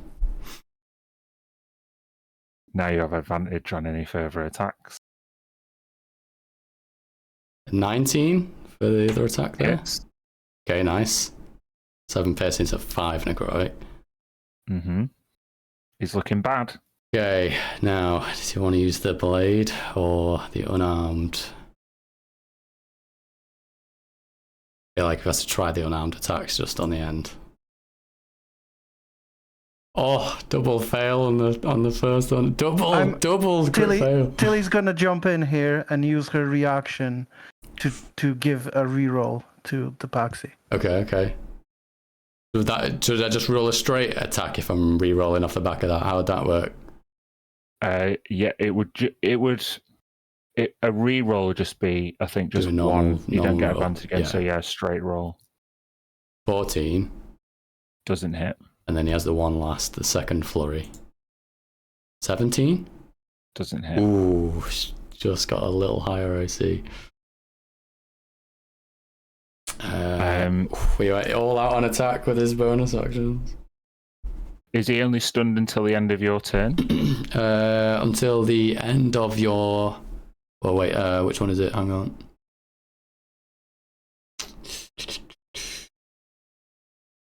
There's a lot of key point does this until the end of a turn. Where was it? I think it's next. I think it's Stunning strike until the end of your next turn. Yeah.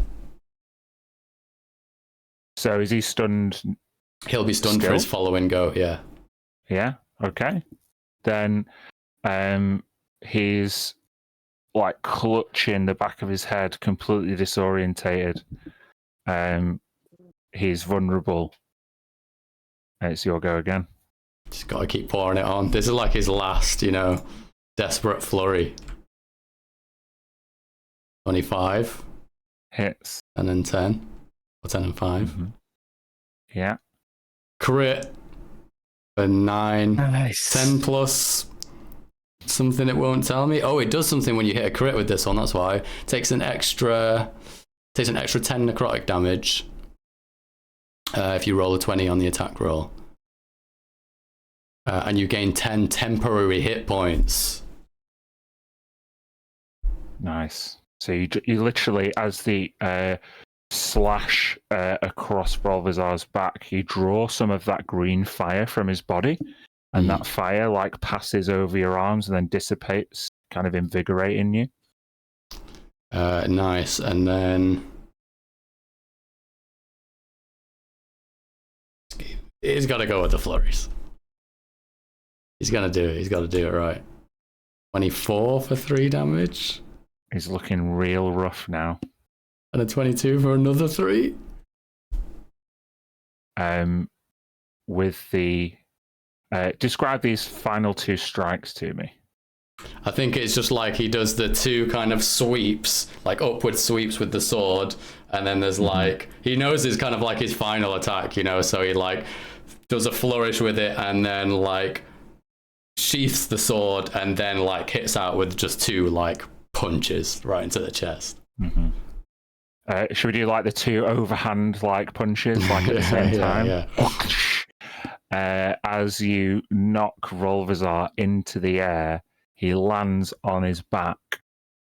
He would have been reduced to 0 HP, but he also had Death Ward cast on him. Mm-hmm. As he lies flat on his back, you can see like his wide-eyed realization that he is not the warrior he once was. Kind of sets into him for a second, and he like brings his head up, and he scrambles to his feet and looks up at you.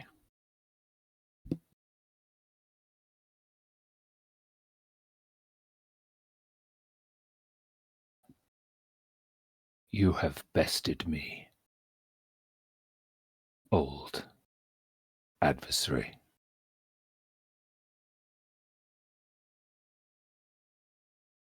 Seems in my comfort, in my position here, the ways of battle have rusted my joints.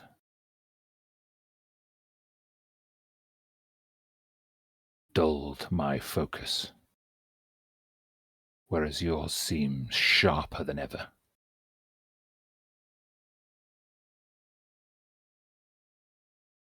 He kneels and looks up. I concede.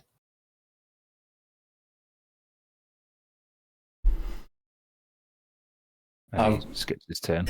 I would imagine that from that point, he's on like 1 HP, which he saved himself with his key and like this little bit of temporary hit points that's fed to him from the sword. I think he'd go over there to try. Well, maybe you wouldn't know if like he's gonna take that final blow or not. But I think as he steps forward, because he's so battered, he would fall to his knees. So now they're both on their knees in front of each other. He accidentally just like grabs onto him, and it looks like they're like embracing. yeah. Maybe it's like with like they're dying, they're almost at death rattle, and they just kind of like shoulder to shoulder on the floor. Yeah, like they're both completely fucked. Yeah, he wouldn't take a killing blow, I don't think. But I mean, I don't want to roleplay him any further than the actions he takes in this combat. Yeah. So this blood feud results in a draw in which everybody who bet on either side loses all their money. And which also means that Horik gets to go home and keep all his money. So he takes a huge... the house always wins, really. Yeah. There is a other than the people who bet their student loan on the outcome of this fight, there is an applause, a respectful applause that kind of smatters around the attendees. Sweet Rain, having partially embraced Volvazar, gets up and he extends a hand and helps up his former nemesis. They exchange words to each other, knowing that only both of them have experienced enough death and loss in their long lives. And Volvazar offers Sweet Rain a position in the faculty of Draxmore College. It's so cool. As a death cleric in his youth. You guys get around the conversation just in time to hear Sweet Rain kind of put his straw hat back on and turn back to Volvazar and say, "How about we do this again sometime, Hobgoblin?" And he kind of limps into the Draxmore College grounds, where that Tabaxi student that you met a few nights ago kind of awaits him and Father? puts his arm around this one Tabaxi.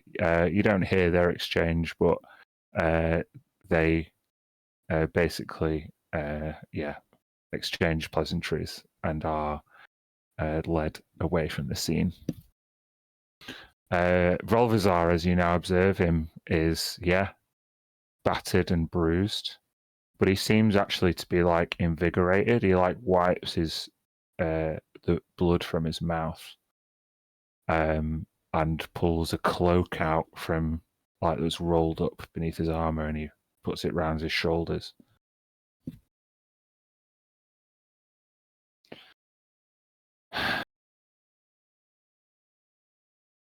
He looks to you, Mir. Were it not for your assistance, my hubris could have been my downfall.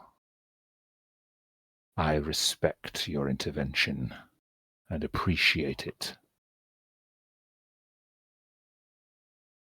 No one needed to die today. I knew that. Who's to say whether myself or my adversary's hands would have stayed if it weren't for your intervention?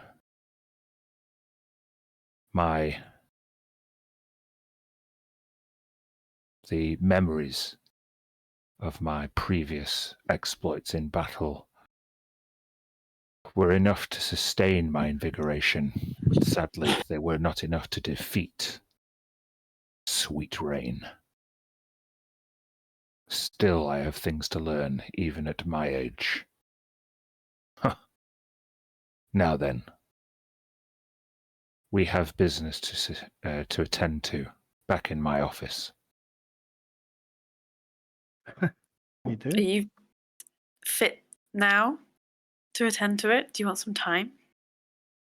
I would appreciate a few hours. And he wipes blood from his brow, and another faculty member comes up.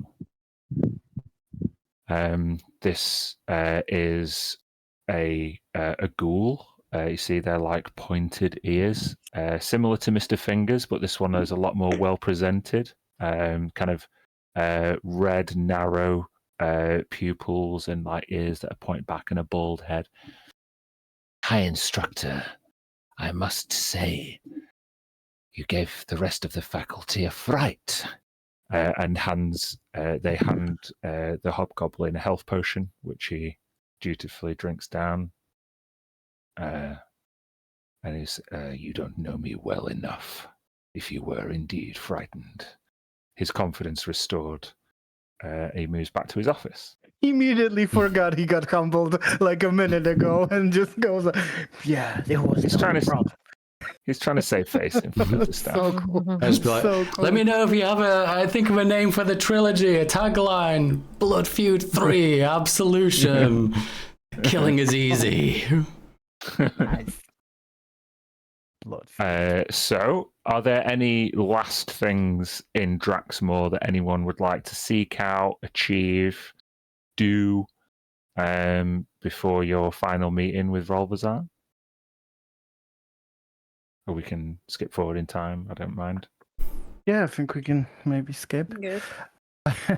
Tilly is amazed, and she tells her like she's absolutely amazed that this actually turned out that they know each other and they're actually the people that like It was a crazy long shot. We Like, had zero yeah. reason to believe that was the case, and I just knew it had to be Rolvazar. Like, who else could it be? You know, you could tell Sweet Rain, he's too tough for these other guys. How could you know this? I don't know, but it was incredible. I'm glad they're alive, thanks to Mir, I guess. So, good stuff. It was highly entertaining. I see. You're coming around to the entertainment, the pleasure of violence.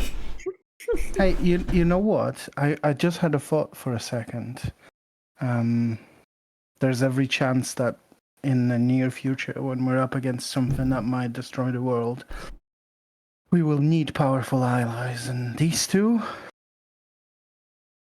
I would like to have on my side. True. You're right.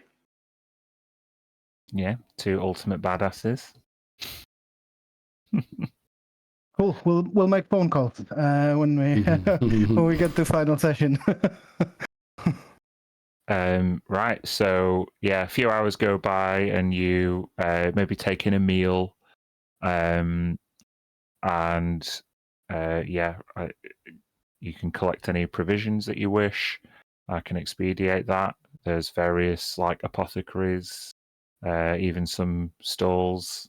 Don't know if anybody needs anything potentially before you get the impression you may be finally going to the Infinite Library.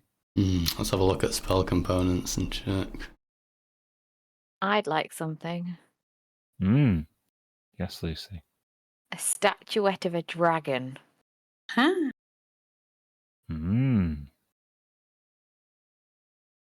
Real one? Is there a dragon hanging around? Red and Mia, you were the ones who met Levi, right? Mm-hmm. You two would have seen a statuette of a dragon recently in someone's office, probably. Was it in his office when we were there? Yeah, it would have been. Yeah. There's loads of stuff in there, but yeah, in terms of the spell component that Giselle is after, is it worth 500 gold pieces? Yes, it is. Yeah, well let's just remembered. say there would have been a statuette of a dragon on the dragon's desk.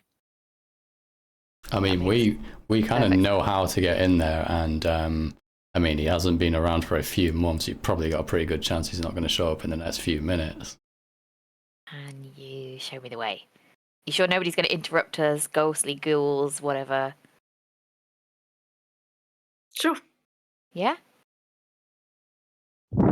Get me in there. I'll swipe it. We'll go.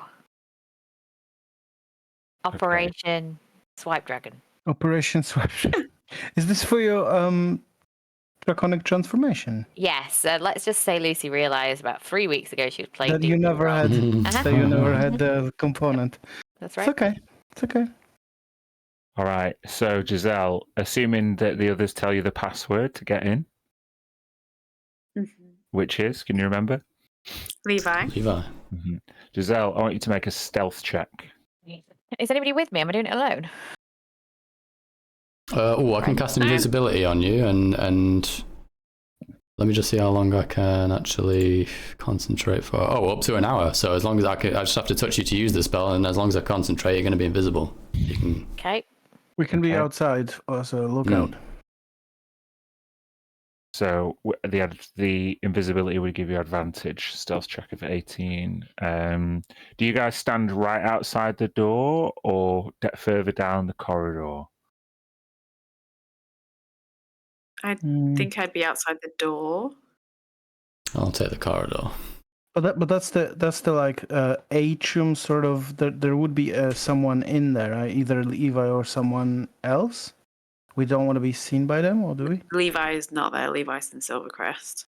That's right. But okay, so normally some like an assistant. The only other one that we saw was like one of the statues animated when we were in there.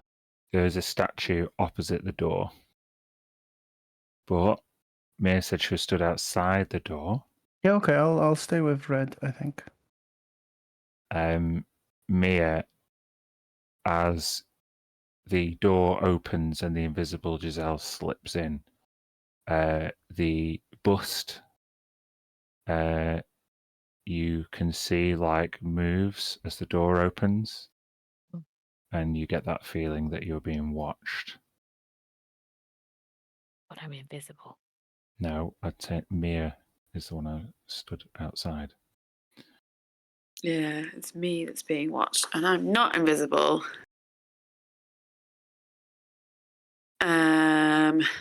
Huh.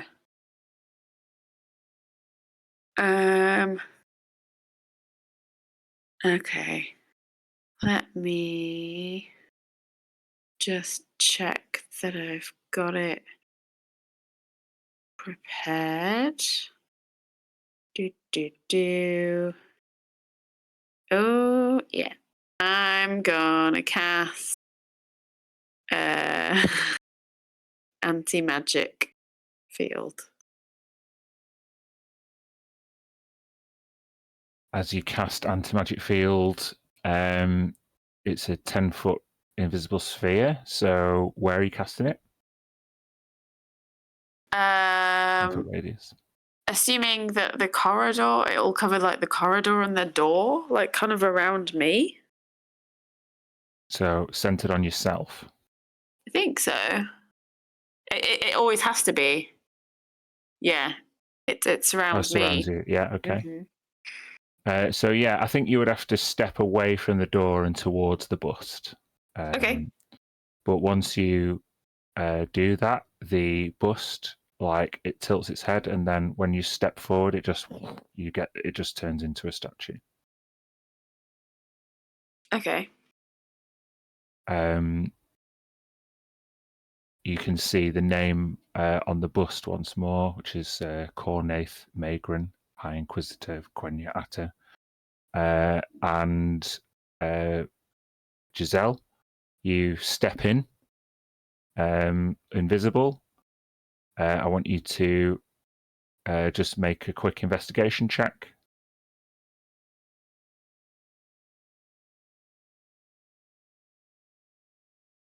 $21.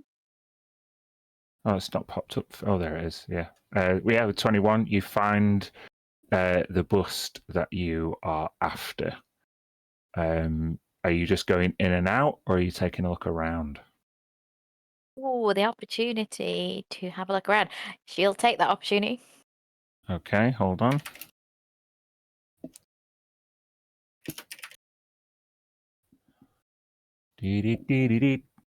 Bear with me.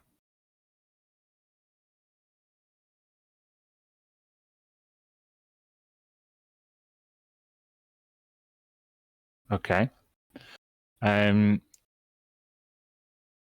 You look through the desks, and you see that one of the big potions that the other guys saw, but you see a few other things like filed away, like around, like on a cabinet at the side. So basically 3 scrolls that weren't seen before, and one other potion, as well as the one that was. Or did you take the one that was there, Mia, before? I can't remember. You did. Okay, so there's 2 potions now. Neither of them were the ones that were there before. So yeah, 2 potions and 3 scrolls. He looks around and then grabs them. Okay.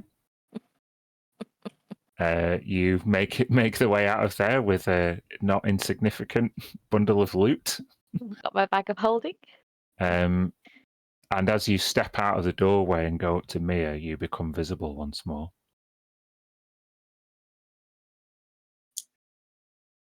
Oh, sorry. Just a precaution.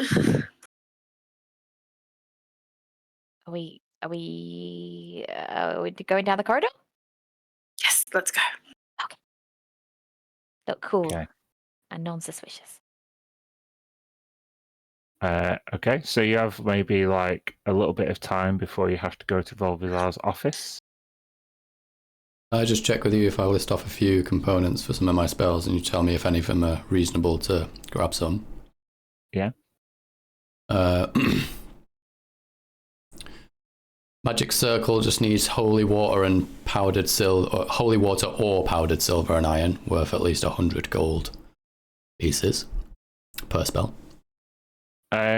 The mortician would be able to provide you with the silver, and there would easily be a chapel where you could get holy water. But yeah, you'll just deduct the money, and you could get that. Okay, I'll ask you about these other ones first, just to check, because I can't do more. A jewel worth at least 1,000 gold is going to be well out of reach in a short amount of time, right? Yeah, it's not something that's for a different one. Find at university within an hour. Teleportation circle stuff might be a bit easier. Rare chalks and inks that are infused with precious gems worth 50 gold piece for a spell. Yeah, just about. You can deduct that. Will I choose between either of those, since we've only got a short time? Shall I decide whether I want the inks or the holy water stuff? Yeah, sure. Let's say...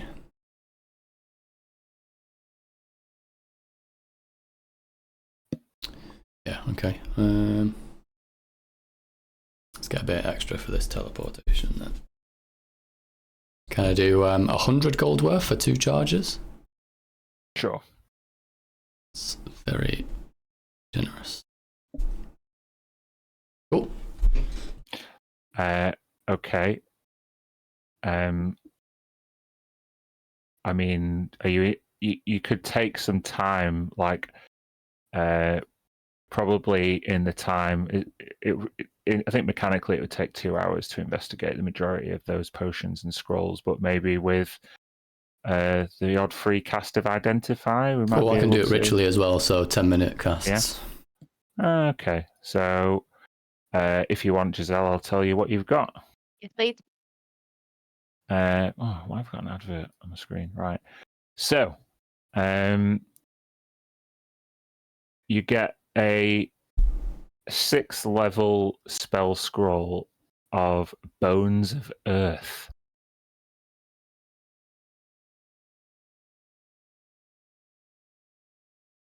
Which is a cool spell. You can put it in the description if you want.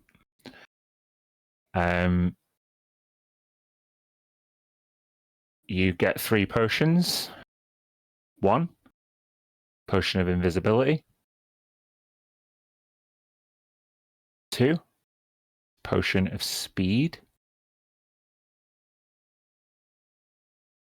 which is 1 minute of haste with no concentration. And a Potion of Supreme Healing. Mm-hmm.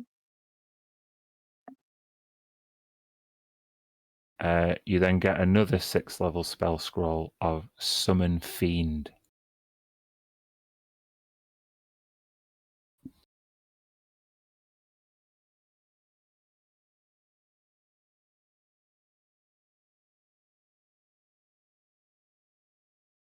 Cool. Okay. I think Summon Fiend is a Warlock spell.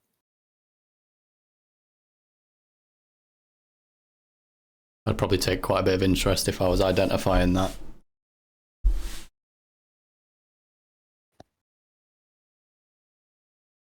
When you cast via a scroll, you don't need components, do you? don't need components, no, but you have to be able to cast a spell from that class. Yeah. Just to say that Summon Fiend's components is a humanoid blood inside a ruby vial worth at least 600 gold pieces.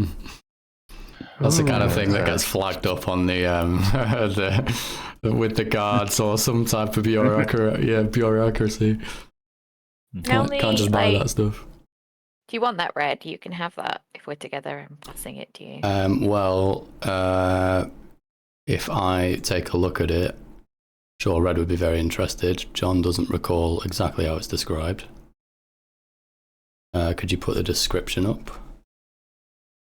I'll get it. Would I be the only one that can cast it then at that level? Because you can cast Warlock spells, but you... I am I think- 4. If you This spell's on your class's spell list. Yeah, if you're casting a spell above a level that you can usually cast, you have to make a check. That's correct. Um, This part. What level was it? it's 6th level. 6. Can you cast 6th level spells? I'm 4th level warlock, but I can cast 8th level spells. Oh, well then, yeah, you can do it. I've lied, 7. So, Yeah. well, yeah, you can cast it. Okay. Yeah, you can definitely keep it and use it. I'm not trying to like grab it for myself. I just wanted to read it and be interested in how it would work, because I also have things like Magic Circle, and I can try and bind otherworldly beings into our service and stuff like that.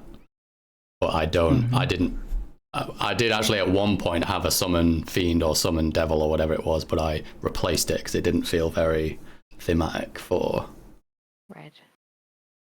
Prophet of the Dawn Lord, you know. The Bones of Earth, it's a druid one. Yeah, I think only I can cast that. I give that one to you then. Yep. Thank you. Yep. I notice I hardly ever use it because it has a high potential to cause harm, which I wouldn't use. But it can also be used outside of battle for various things. So if I have a scroll, I might have find it's like an infrastructure spell. Yeah, could use that. We might need it in. I have a rule not to prepare any spells that have any damage mention in them. Just as a general rule, so I never get thingy.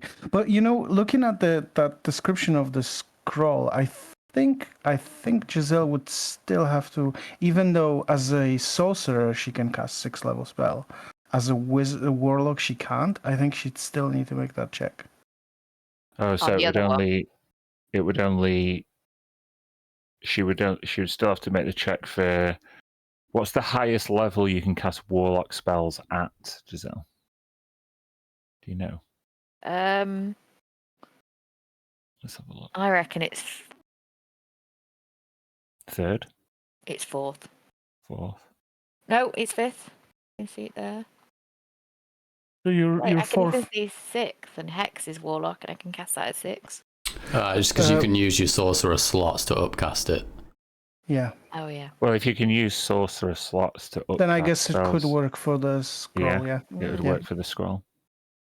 I suppose it's worded in such a way, as long as it's on your class's spell list and you have the ability to cast spells at that level, it kind of it's separate. Kind of gives you enough leeway that you can let us get away with it if you could you're cool with could it. Potentially decide both ways, but yeah.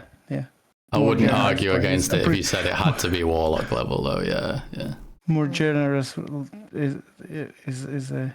I want you to use cool shit, and I think that is actually how the rules work in as written. Yes, there it's on your class's spell list. Yes, you have the ability to cast spells at that level. Yeah.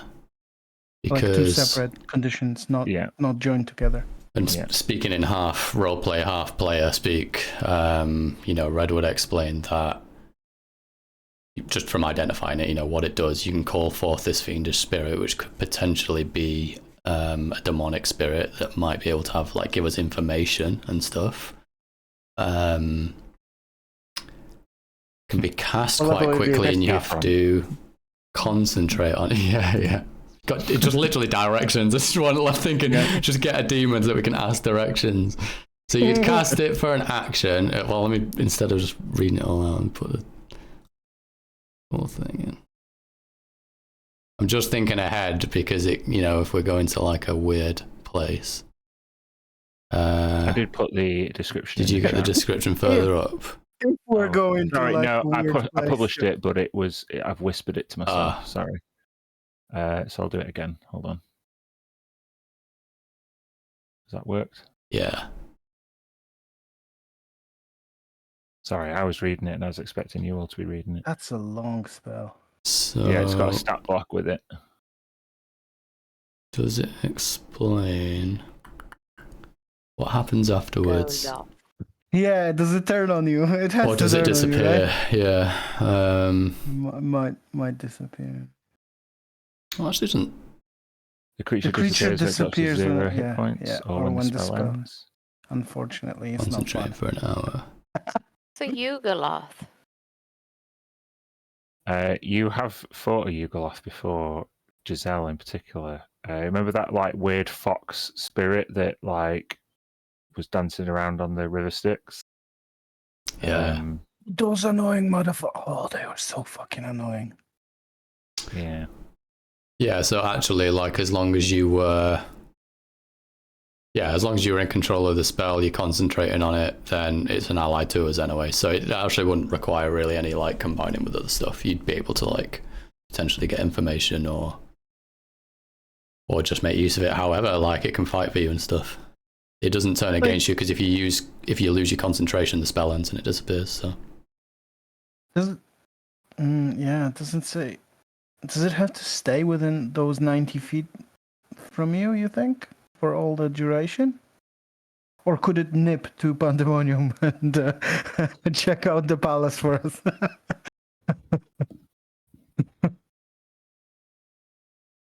Demon Recon. Hey, seen weirder things.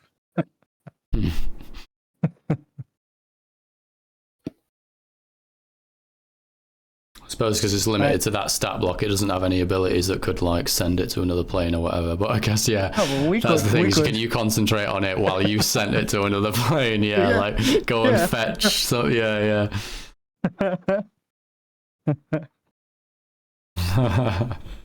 I like it. We could do some cool shit with it. Okay, are we good? But yeah, you should keep it, Giselle. You should have that to use in case you need. What if you want it? It's available for both of us. Yeah, I mean, if you need me to cast it at some point, you can always just pass it over, and I've got the ability to use it as well. But cool, because it looks complicated. Yeah, I think it's. I'm almost trying to assume it's more complicated than it is, but it's basically just like summoning a ally creature. You just have to concentrate, and if you lose concentration, he just disappears. Giselle doesn't do complicated. No. She's afraid of complications. Okay. Yep. So you go into Volvazar's office. Mm. When you go there, you see like a couple of attendants leave, and one of them just in a hushed tone just says, "The High Instructor's expecting you." So you go in to this, large windowed office with a statue and the arched bookcases. Behind a vanity curtain that's on a stand, you can see steam rising as Volvazar beckons you in. "I won't be a moment." And you hear someone stepping. You hear him stepping out of a large wooden tub of warm water. He was taking a bath? You see a robe from the vanity curtain get taken down. And he emerges from behind wounds fresh and sore, long dark hair tied back. He's clean and soft and sore as he limps over to his desk.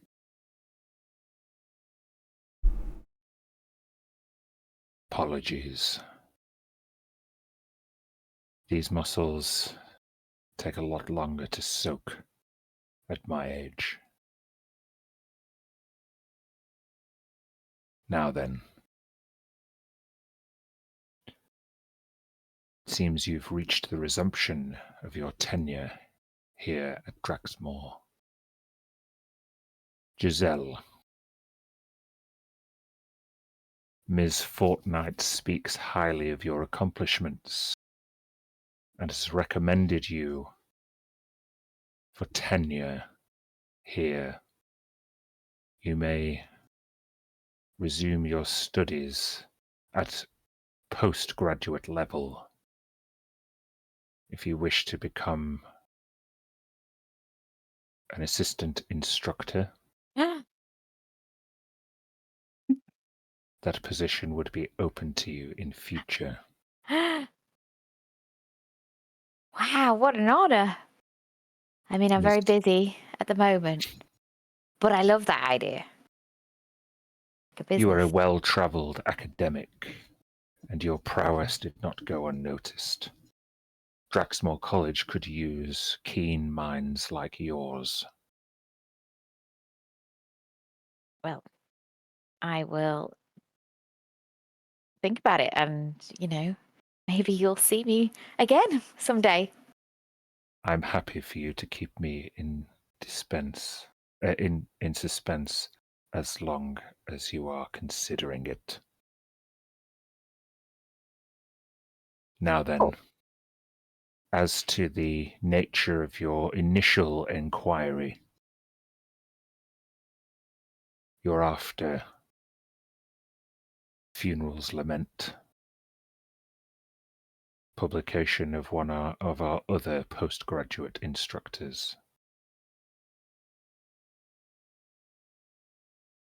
In order to seek out the book, you must access the Infinite Library. Are you ready to make your journey beyond the boundaries of the material plane and beyond the boundaries of time and space? I warn you, not everyone who has embarked on a journey into the Infinite Library has emerged unscathed, or even at all. Are you prepared to take great risks in order to acquire jealously guarded knowledge? We're the Star Seekers. That's what we do. Very well.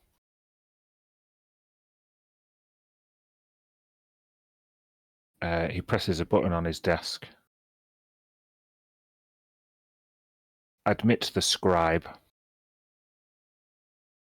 And the door opens, and there is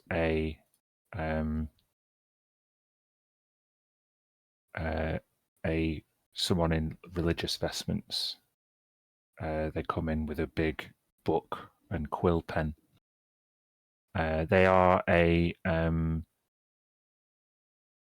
dwarf. Oh, hello. Sorry to interrupt, High Instructor, but as you said,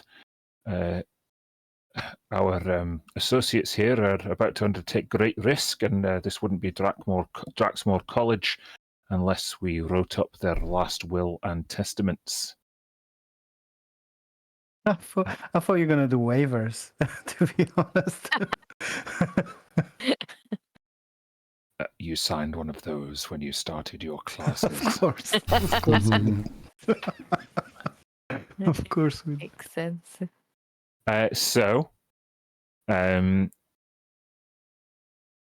you, if there's anything specific that you would like to do with any fortunes that you've amassed on the material plane, this last will and testament can be used to distribute those resources to any named persons. You know how a will works.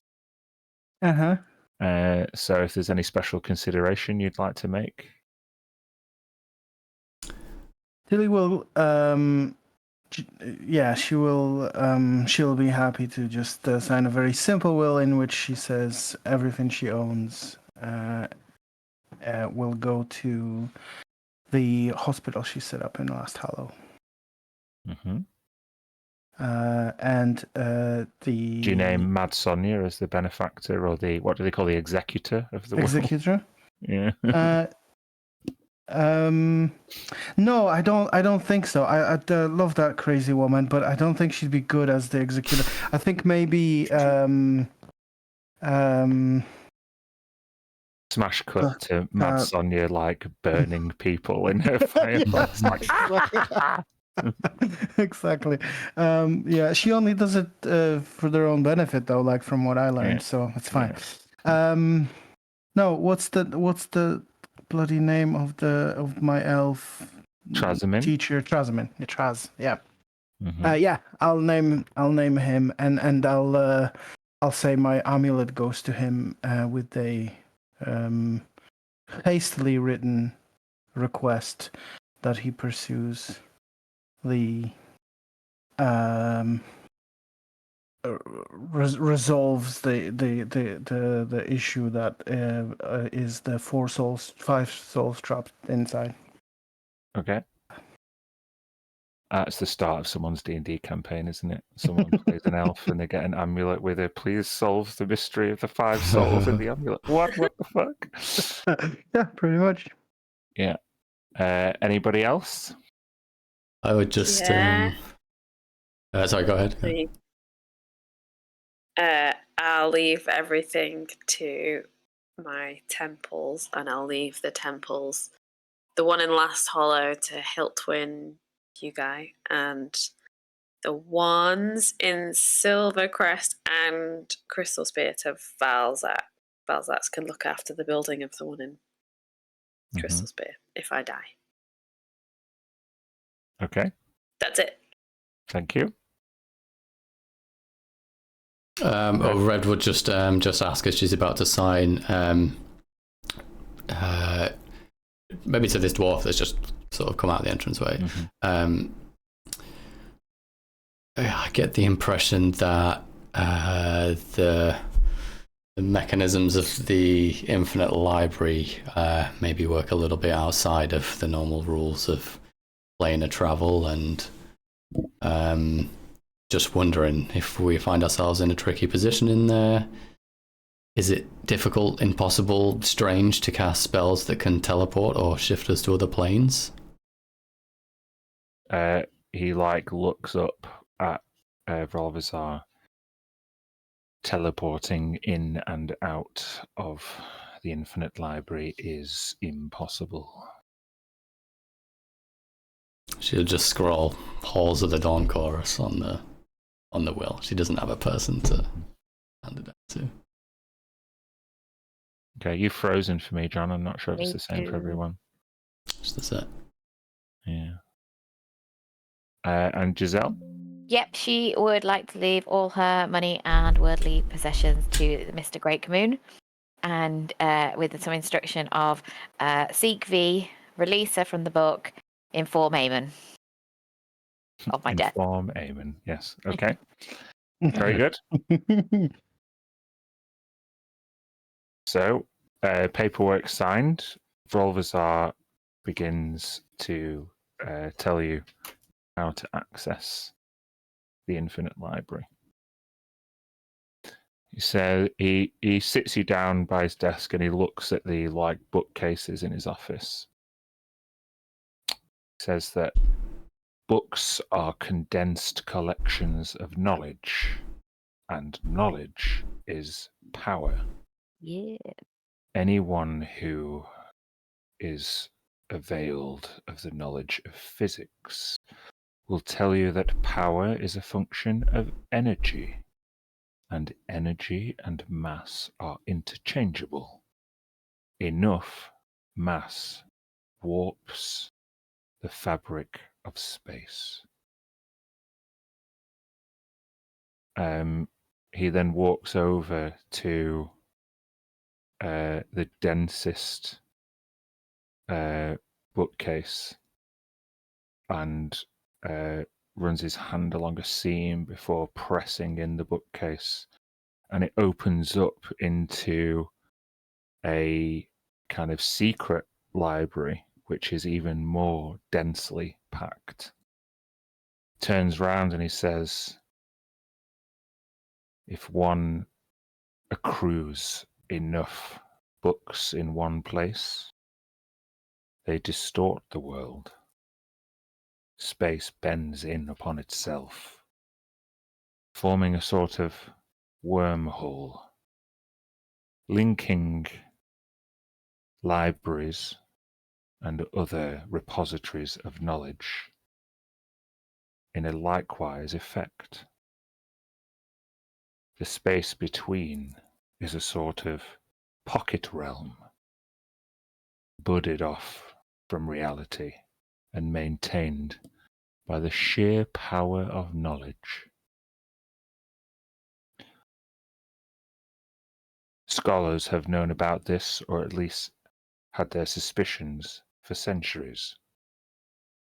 They know that if you spend too much time in these libraries, you don't come out, and that a dedicated enough archivist can find almost anything if they venture deep enough into the shelves.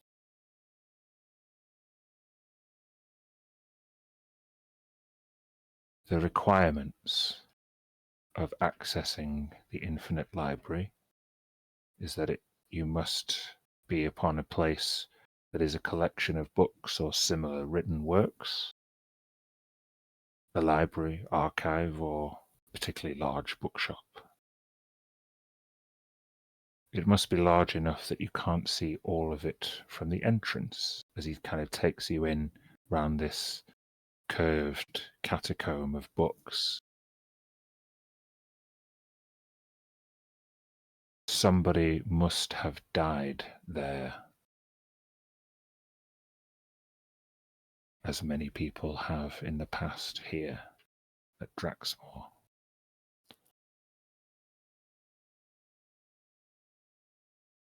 Somewhere in this hidden repository will be an entrance. All you have to do is look. So I want each of you to make an investigation check. So we're in that sort of separate room next to his office. Yeah, this is like a winding catacomb library. Could you remind me of the ability, because I don't think it was an official item I could put in, the Arcane Apocrypha that I got last time that helped me with research? Yes. I think it was. It gives you a additional proficiency bonus, like expertise in your investigation, intelligence checks, or history checks. Ah, right, when you're intelligence researching. history checks, right, okay. Would that be applicable here? Yeah, sure. Is it Giselle has kind that of as well, usable, right? like... Yeah, they're both two similar books that do the same thing. Right. Are they sort of one-use charges or anything? Like... No. Okay. If you use the book, you get the bonus. So you just have to not lose the book. Okay, so basically I just need to be in possession of it and just like activate it and then... Yeah, exactly. You need to be able to read it and use it, and yeah. Book powers activate. Mm-hmm. Cool. The power of knowledge. Yeah. So +5 to this. Hey, 28. Mm-hmm. No, +6. In fact, proficiency now, isn't it? Yeah, Giselle's roll, it was actually an 18. Not 12, is actually an 18. Yeah, with my book. Okay, so We all did good. 17, 18, 18, 29. Yeah. Yeah. Red, with the highest roll, you walk around. Everybody's like scouring the shelves, and you find a crevice that is wallpapered up, and the wallpaper is like just coming away at the top corner, and it feels like beneath the wallpaper there's some kind of seam, a dent or ridge.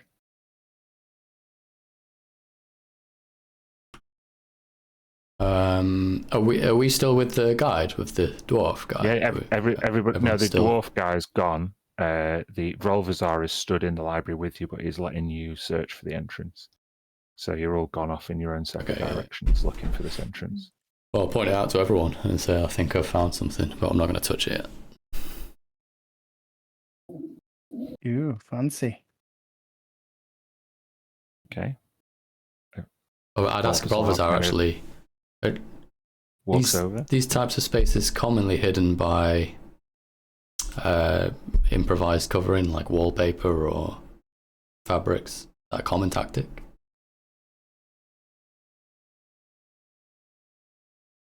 I've never ventured into the Infinite Library.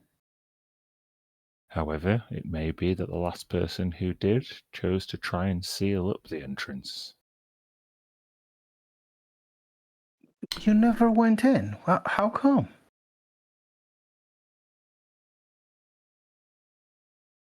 I never trusted myself with the power offered by forbidden knowledge. Make an insight check, Tilly. Sure. Ooh. Meh. Meh. Seems genuine. Yes, it seems. Well, I trust you completely. So, should we rip that wallpaper and go through, or run through it comically, like in a leave a outline of it? No, we can just. Yeah. Up to you. Who's ripping the wallpaper off? Anyone have a good reach? Ripping skills? Magical reach? We need Warren. He's ripped. No, he's not. I got mage hand. You gonna do it with Mage Hand, Giselle? Yeah. Safety first, right? Like strip by strip, slowly. Just Yeah, it takes a while to get the the Mage Hand's the dexterity to do it, but yeah. It does indeed reveal a door. The door seems locked.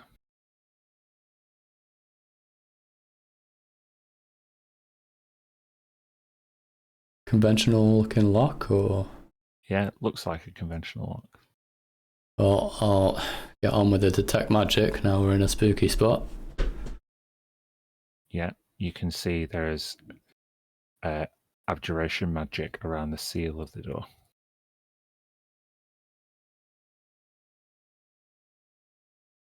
Around the seal, but not specifically just the lock. Or Or like including this, like the seal where it opens with the yeah. I was just thinking if you meant like around the door itself.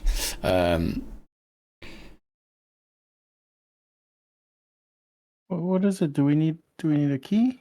Well, it's magic. It's not just conventional. It's abjuration. It's magically sealed, magically barred. But at a glance, I don't know specifics about what spell. As you kind of look towards each other, Volvazar produces a ring of keys. Oh, that's useful. Do we need to guess which one?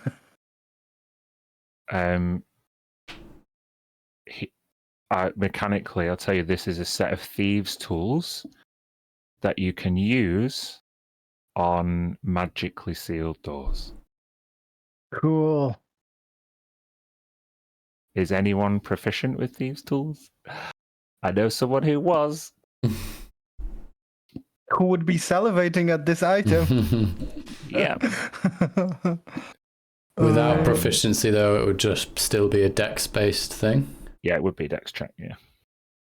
None of us are very dexterous here anyway, though, are we? I am, aren't I?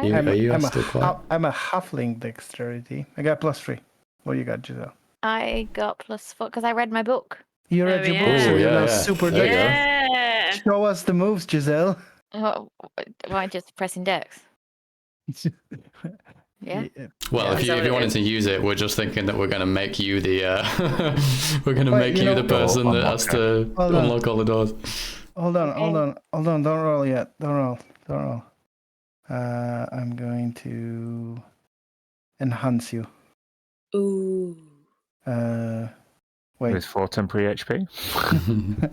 No, it's when you click on the thingy. No, I'm gonna choose Cat's Grace and make you even more dexterous.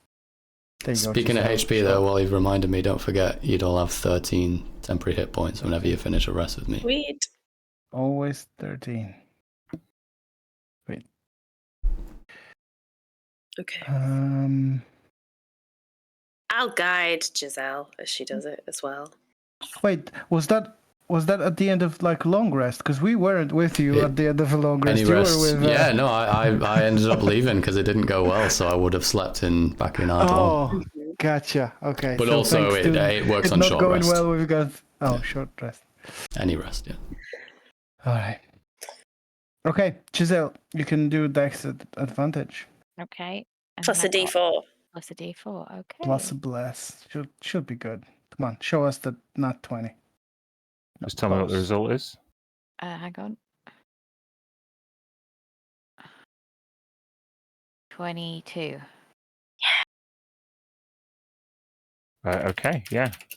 You can you add add some thieves tools, but if you can then customize it, and you can just basically we can just call them magical thieves tools. As you slide the key into the lock, and twist, it finally just comes free, and you see the seal red around the door kind of gradually disappear, and Giselle, with a push, you feel the rush of warm air, and you on the other side, the rows of bookshelves continue. It's strange. It looks virtually indistinguishable from the library you're about to step out of and into. Ooh.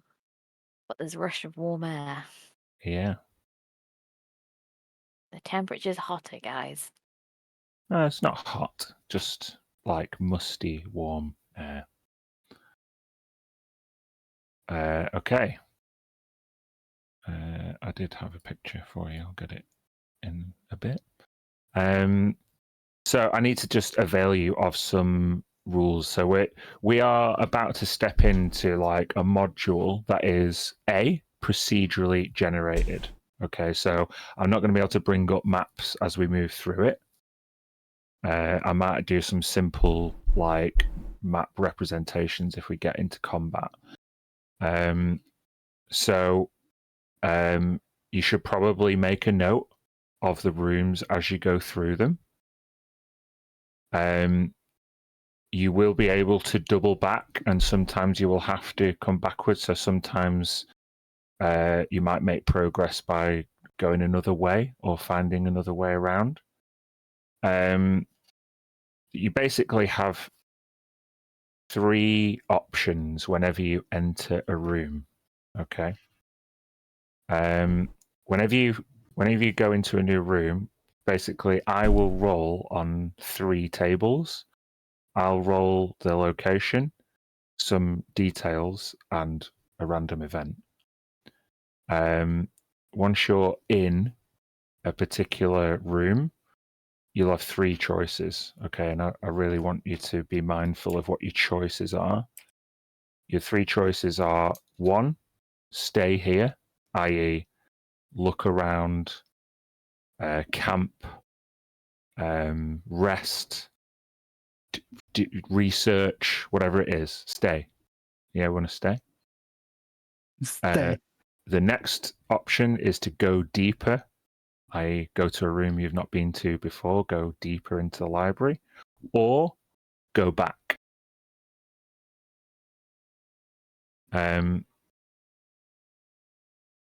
To last room that we've been, or Yeah, you mean go like... back into the previous room. Okay. Okay.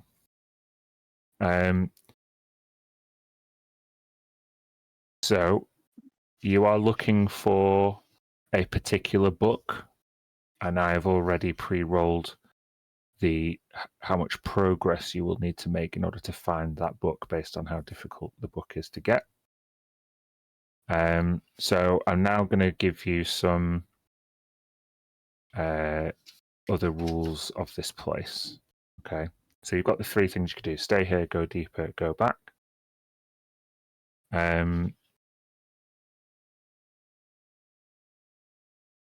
It may be that you kind of go in blindly into the next room if you're running away or in combat, but basically I'm going to assume every time you go deeper, you are doing it carefully, quietly, and you're taking a note of the path that you're taking. No, you're not going to I'm not going to try and catch you out, and you're going to say, could I have been drawing a map to remember where we're going? I'm going to just assume that you're all doing that. Yeah. Mm-hmm. You can, if the situation calls that you run blindly, that is dangerous, but it may be your only option. And so that rule is kind of discarded when you run blindly. I don't expect it to happen, but it could happen. Between the locations, it will just be more corridors like the one you've just walked into, rows of books all the time. Okay. It takes about 10 minutes to get between places in the library, and it is entirely indoors. There are no windows, no signs of any theoretical outside. Some locations are lit by fireplaces, candles, or soft gas lamps, but the bulk of them are dark, as are the spaces in between. Hopefully, some of you have brought your own lights.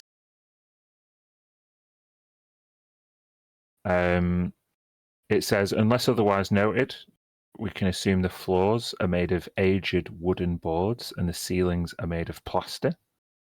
Likewise, unless otherwise stated, every location's walls are covered in bookshelves. In some locations, well, I don't think I actually need to tell you that one. Mm-hmm. But with loads of books everywhere, please assume that the entire Infinite Library is incredibly flammable.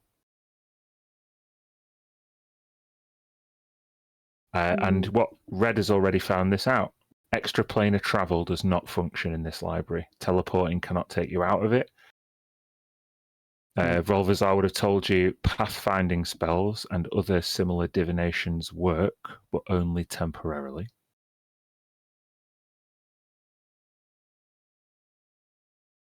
When you die in the library, your soul lingers among the stacks rather than passing on. And finally, to resurrect anyone who dies here, you must find where their soul has been stored by one of the librarians. Oh, shit. Where their soul has been stored. Yeah, you know there are 3 orders of librarians at least. White, black, and grey. There may be more.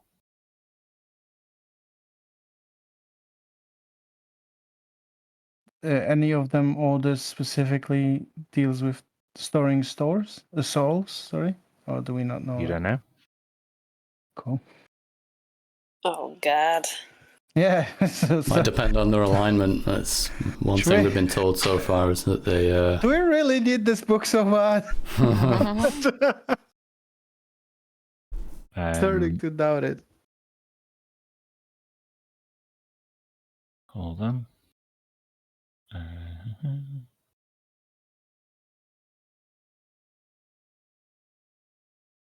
Yeah. So, the pictures that I used for this were not quite as evocative as I wanted. They don't really match the kind of grimdark description of this library. But if you bear with me, just.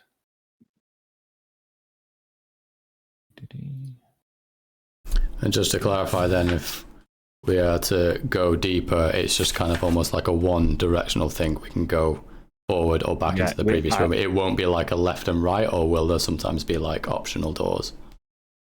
There may be optional doors, but going deeper will always be the result of a roll. So it's not like the left definitely goes here and the right definitely goes there. Okay. They'll both be rolls. Do you know what I mean?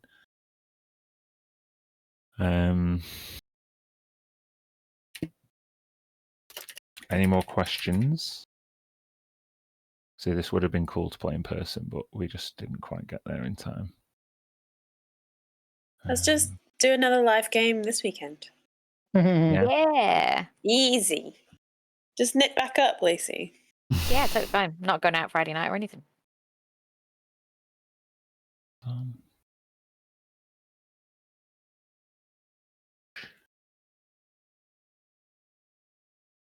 Didn't we? I've got a note here. No, I haven't read your summary yet, John, but Shadow Key, Prophecy, Safe Passage for those who die in the afterlife is my note. Was that to do with the library? Say them again? That's not really very helpful. Was this that you wrote down in last session? Yeah. Shadow Key, Prophecy, Safe Passage for those who die in the afterlife. The prophecy would have been the thing that was referenced by Lone Spell that you said the elves were. Or unless it was the UNT thing, but I imagine if you were writing it down last session, it was when we were talking about all that stuff with the prophecy of the world-ending, flame or eating creature. But the other two, I'm not sure. Shadow Key.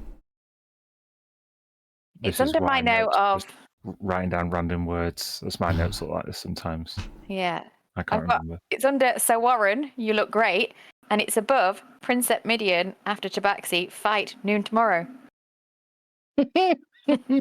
Why does Warren look great? I don't know. I can't really remember. I've also got a note over there that says advantage on charisma. Oh yeah, can I catch that in now? Actually, I wrote down somewhere in my notes. I've got an advantage. Advantage on charisma. No, advantage on charisma was the enhanced ability, I think, wasn't it? That Kirsty cast. I think we talked about that. Already. But that's gone now. Yeah. Yeah. Thought that might be useful for this. So, question: do we just keep going room to room until we find the book, or do we have any thing that we can use, like locate object or something like that? Does anybody have any spells like that? They're more wizard stuff. As I said, divination spells like that work, but to a limited extent. Yeah, I have find path prepared, but DM said to a limited extent. Well, we have to probably test what the extent is. Makes me, like, looking for something specific makes me feel like we can never do the go deeper. Like, every room we would have to have a look and see if the book is there. Yeah. Unless I've misunderstood how it works. Yeah. After, basically, to stay here, you kind of... It depends what you want to do, but then you can still go deeper after staying, do you know what I mean? Yeah. Okay. If you come into a place and it's full of enemies, you know, I'd be like, okay, I'm going to run blindly deeper, try and get out of this place, or I'm going to go back. Do you know what I mean? Yeah, that's fine. That's maybe where find the path might be useful if we get something like that. And we get lost like, about which take us room is back and back. which is forward or anything. Yeah, because find the path isn't like, oh, here's a thing and here's the path to it. It's like, to a specific fixed location. So I think we have to have gone through it to know where we're going. So I think you're right, John. So It's good to have. if you say a room that has funeral's lament, that's not gonna work. Yeah, I think that's cheesing it a bit. Yeah, Because we not don't with know find the where path. it is. Yeah.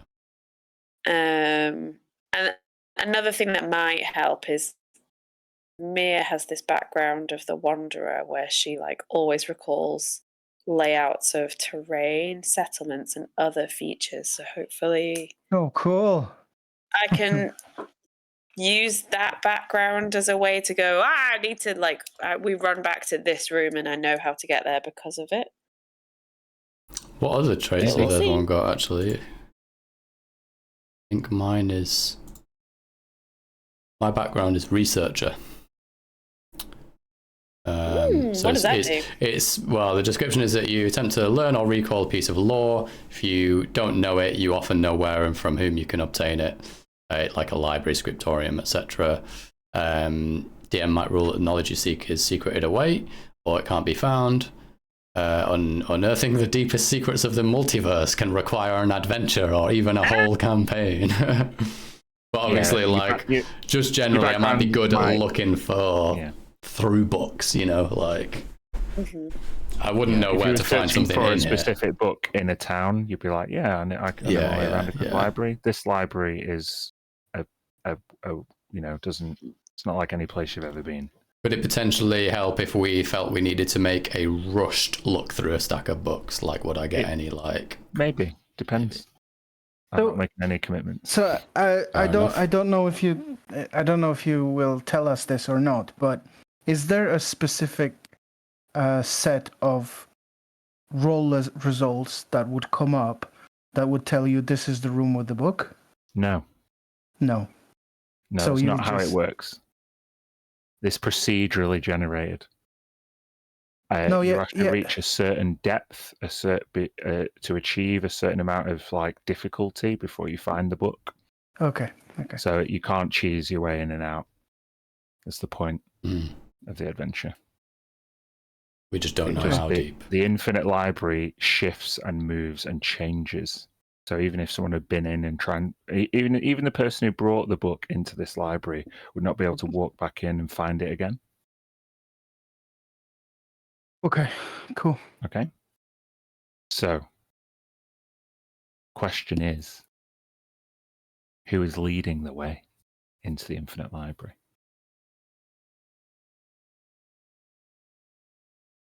Me and Mir got good survival, I guess. So we could alternate at that, if that makes any difference, or...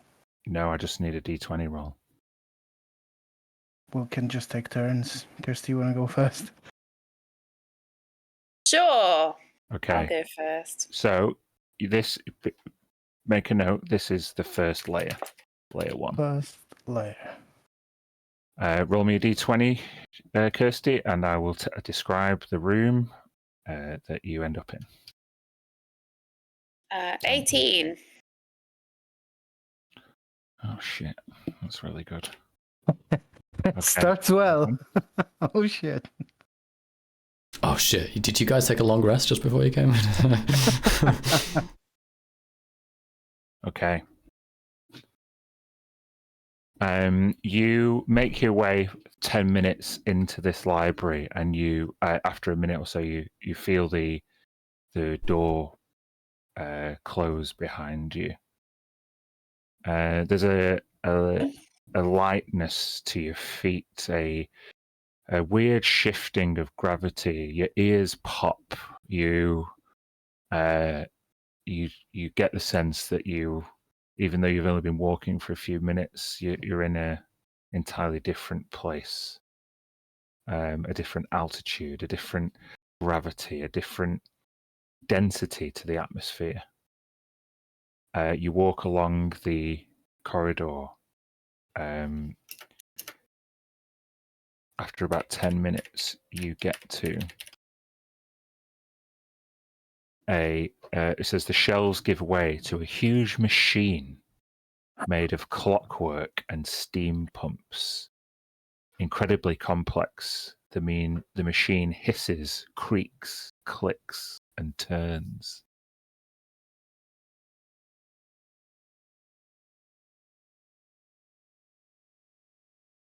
So that we're in a room that does that? Yes. Okay.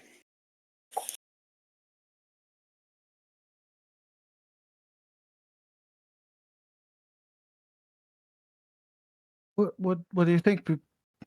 Poke at it? Oh, you see what it does? When you say a clockwork machine, not a like construct type creature, but like a like a machine, factory type of machine or something. Exactly. Like that. Yeah. Like a book printer. Like a Someone press. wants to go and take a closer look. I want to have a Just look, have to and say. I'm only going to use. I mean, I got dark vision anyway, but I want a full view. I'm only going to use light. I'm not using a torch. I ain't using no flame. I'm going to look for like a label or whatever.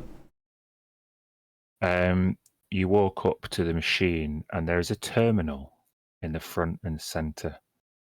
It has tiles that can be pushed, marked in ivory and gold. Each of the tiles are marked with the letters A to Z and numbers 0 to 9 with punctuation. Above the tiles, there is a slot from which emerges a long ribbon of paper that winds down into a pile on the floor like ticker tape. A mechanical pen writes onto the paper, is ready to write on the paper as the mechanical cog feeds the paper just underneath the pen.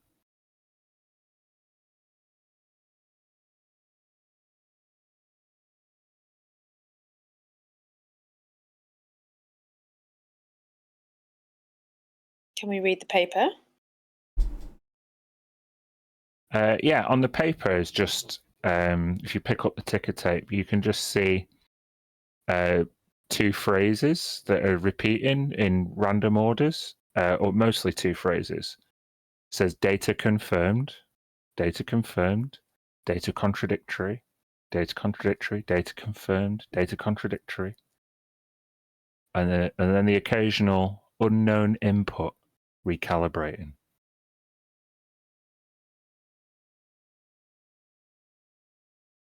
Okay.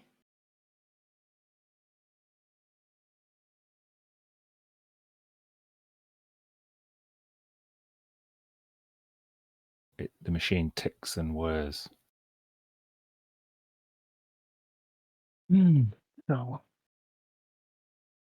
So it looks like it accepts some sort of input from pressing the tiles Mm-hmm. that we would have to put in.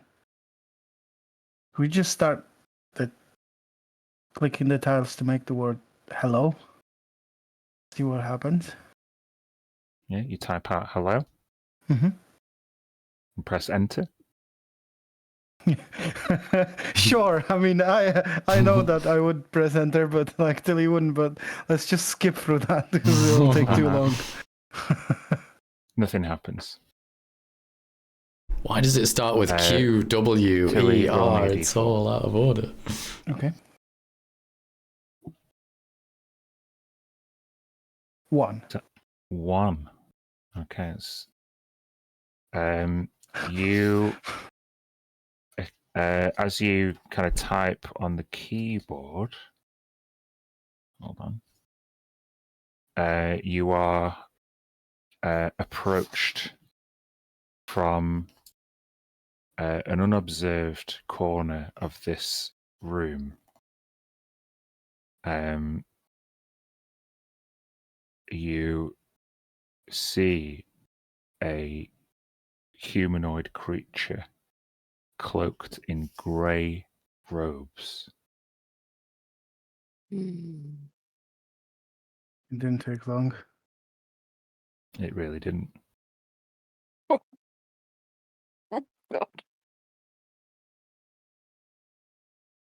Just They just stand over you.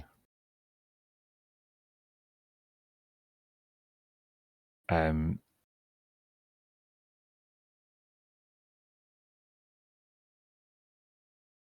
says,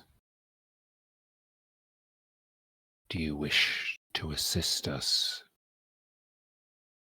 in tending to the infinite calculation?"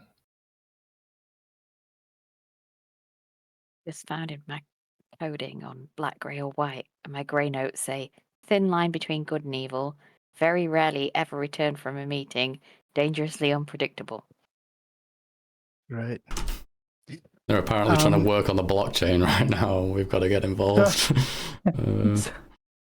So Tilly at first is just shocked that this humanoid approached her. Yeah. Just from behind as she was typing on the console. She turns around and sort of almost like exhales in surprise. She looks to the others and like, can they see this? Yeah, everyone. Yeah, you can see this semi-apparition, all in grey. Yes, and so he asks if I want to assist. Do you want to tend to the calculation? Tilly will answer. Well, I'm always happy to help, but this sounds like it might take a long time. I don't really have that much time. Is it going to take a long time? In order to balance the infinite equation, we must control for all variables. I look to the others. Ask what questions you will, and help us balance the equation. Okay. Can you tell me where the funeral's lament is? They just look towards the console. Oh, okay. Maybe type it? Yeah, maybe. Okay. Never been good at spelling. We don't do that much of that in Druid school. But hey, I'll try to type funeral's lament and press enter. You just type funeral's lament and press enter. Mm-hmm. The pen then writes to the ticker tape, and the ticker tape like feeds out like next to you to the right. Mm-hmm. What does it say? If you rip it off and Yeah. read it, it says unknown input recalibrating. Okay, it says unknown input. Maybe I should just phrase it as a question? Or what do you think? What about author? Hi, author. They want us to balance the equation. What does that mean? Yeah. I turn to the grey person. What does it mean? I don't They're no longer understand. there. Oh, I turn to Finnair and I say that and realize she's not there and like, Amazing. Oh man. Is there an F1 on the keyboard? Is there like a help button on the key on the tiles? Is there like That little paperclip dude pops up next. I type in help and press enter. It just says unknown input recalibrating. Okay. If I'm looking at the ticker tape and the other, apart from unknown inputs, you've got data confirmed or you've got data contradictory. Sounds like it's in response to a statement. Like if you could, comment that's just a stated true fact, then it would say confirmed. Or I guess a question that it knows the answer to. So And it being contradictory is like, no, like I'll try. Oh, I'm just scared that something's going to like jump out and bad's going to happen when the contradictory. Is there any like blood splatters next to contradictory or anything like? Can we do a blood spatter check, please? So, like, I am Giselle. We're expecting a confirmation. Are you typing that? I looked Into- to Red and said, Well, shall we try it? it wouldn't. Well, maybe it No. would know. I'm gonna try with something which I think sounds simple enough. Like this machine in front of us, is it like painted a particular color, or does it have one basic color to it? No, it's mechanical. It's metallic. It's got ivory and gold keys. There's no particular color to it. Okay, so I'll just put like the machine I am typing this information into is colored pink and blue. Should just be kind of like a contradictory statement, maybe. Shh. Ticker tape feeds out. I'll look at it. Look it off. It says data contradictory. Okay. Like a lie detector thing. Yeah. So then I'll test the theory, and I'm gonna just put this machine is. I just described that it's large, made of brass, metallic. Data confirmed. Okay, so it answers statements. Does it answer questions? Yeah, you just have to phrase it differently, right? Like if you want to find. So it's yes or no. Is the Is the funeral's book- lament in this room? You put like the On the funeral's first the floor. funeral's lament is in this room. Go for it. Ask it. But Maybe start with, is Floor. it in this library? yeah, Is there floors? There isn't floors, is it? we don't know yet, do we? Really? Hmm. Should we try that? Yeah. Start with With the funeral's lament is stored in the same room as this machine I'm typing into. Data contradictory. Okay. So it's not in this room. Okay. Ask it for this library. Yeah, the funeral's lament is stored deeper within this library.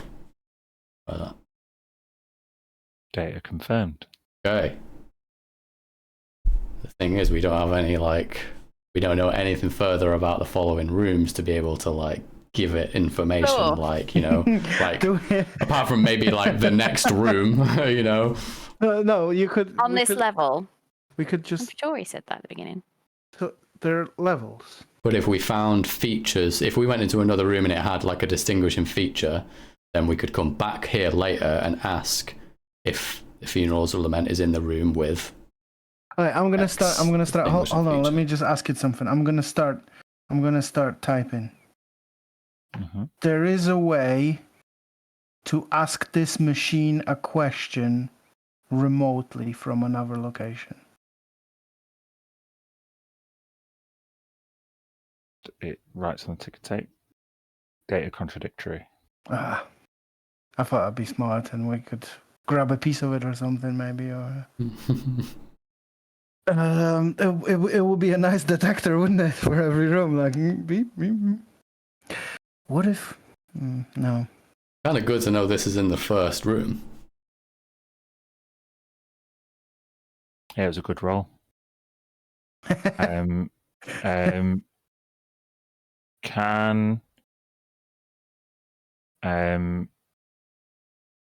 Can you roll? Well, no. In fact, you can still play with this machine for a minute if you want. I don't want to distract you. Is there anything else you want to ask it? So, Mira, any ideas? Because it's really limited to what we can do with just yes or no questions, right? And Finding out whether statements are true or not. Yeah. without knowing what. Maybe we should ask it something to find out whether it knows anything about the outside world. You know what I mean? That was. Ask it if Lone Spell is a lich. Oh my god, that's the. Hey, Mitt, you can type that if you want. I step away from the machine. I've creeped Is out. Marius dead?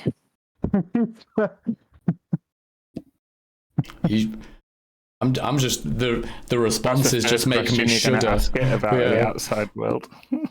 But I encourage you to type them. Okay, maybe something like High Instructor Vlovizar, Jesus, has never been in the Infinite Library. Ooh. We don't know that though, do we? Yeah, that's I mean, true. he said- Whichever it tells you, If you're you not want going to know. something that we know, What do you mean? well, he might. Oh lied. no, He might have you lied. would. Yeah, you rolled yeah, terribly yeah. on your insight, so Yeah, you yeah, think he's you'd know telling the whether truth, he- so we would trust you. Yeah, why would you Yeah. say that if your insight was so low? You think, oh well, I'd trust him. Yeah. I didn't even think about that. I honestly thought just of the first thing that I would have, An example of something from outside. as example from something true. Like I'm fully expecting it to say data confirmed, but Okay, we Like can pick Sweet something. Rain is a We can pick tabaxi. something else. I honestly didn't mean it as a. I even forgot I rolled that insight. Sweet just- Rain is a tabaxi. Sure. This is I'll Put type that in. Mhm. Data confirmed. Ooh. There's only one Sweet Rain in the. wait. This How many this elves is, do you know called Sweet Rain? You know? this is hold on, because this is just incredible. As like it's incredible, isn't it? If it were, my It parents cannot- are it knows alive. Type it. Okay, I'm gonna find out. Okay, Giselle types. My parents are alive.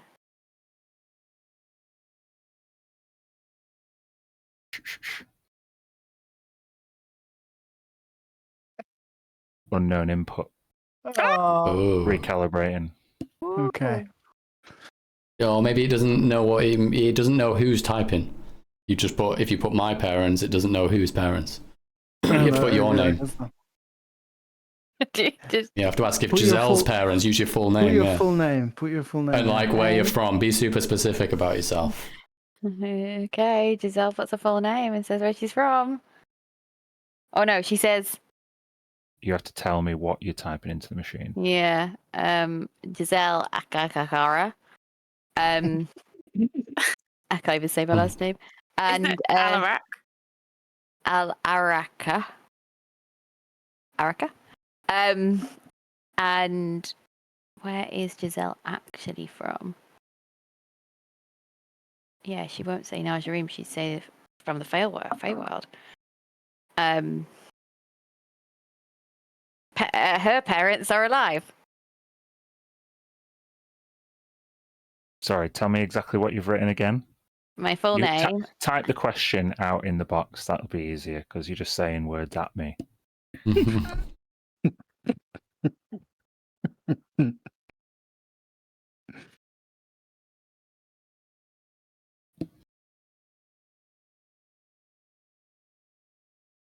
Oh, hang on. Speak among yourselves, guys. Okay, while you're doing that, Lucas, roll me a d20. Gotcha.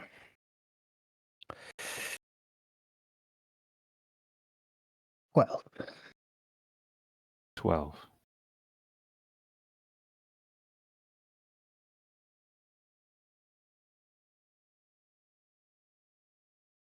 While Giselle is thinking about her question, you look around. The rest of the walls, as I said, are covered in books, and you,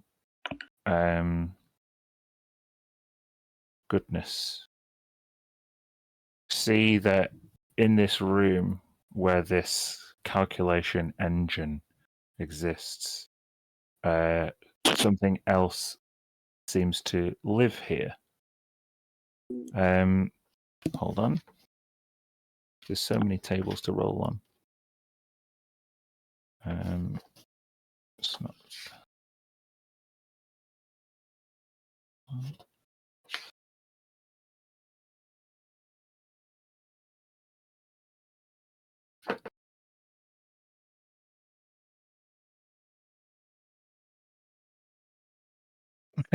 exclamation mark. A statement, right? Tell me where to go. Yeah. Just put like 4 exclamation marks. The machine on purpose doesn't have exclamation marks. Okay. Giselle Alaric, spawn of the Feywild. Her parents are alive. The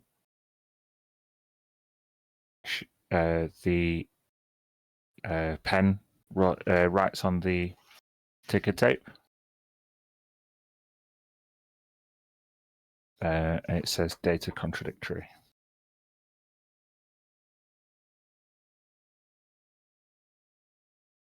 That, you know what, Giselle? It doesn't really mean it might just not know for sure, or Maybe you weren't born in the Feywild, or you probably don't even know your own name. Your parents are fine. It's too fine. much stock into this. I'm sure it's not like I'm sure it's not accurate. I'm sure we can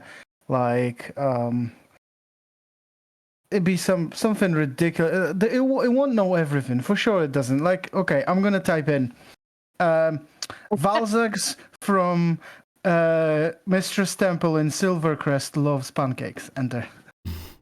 And Nala. Nalo. No,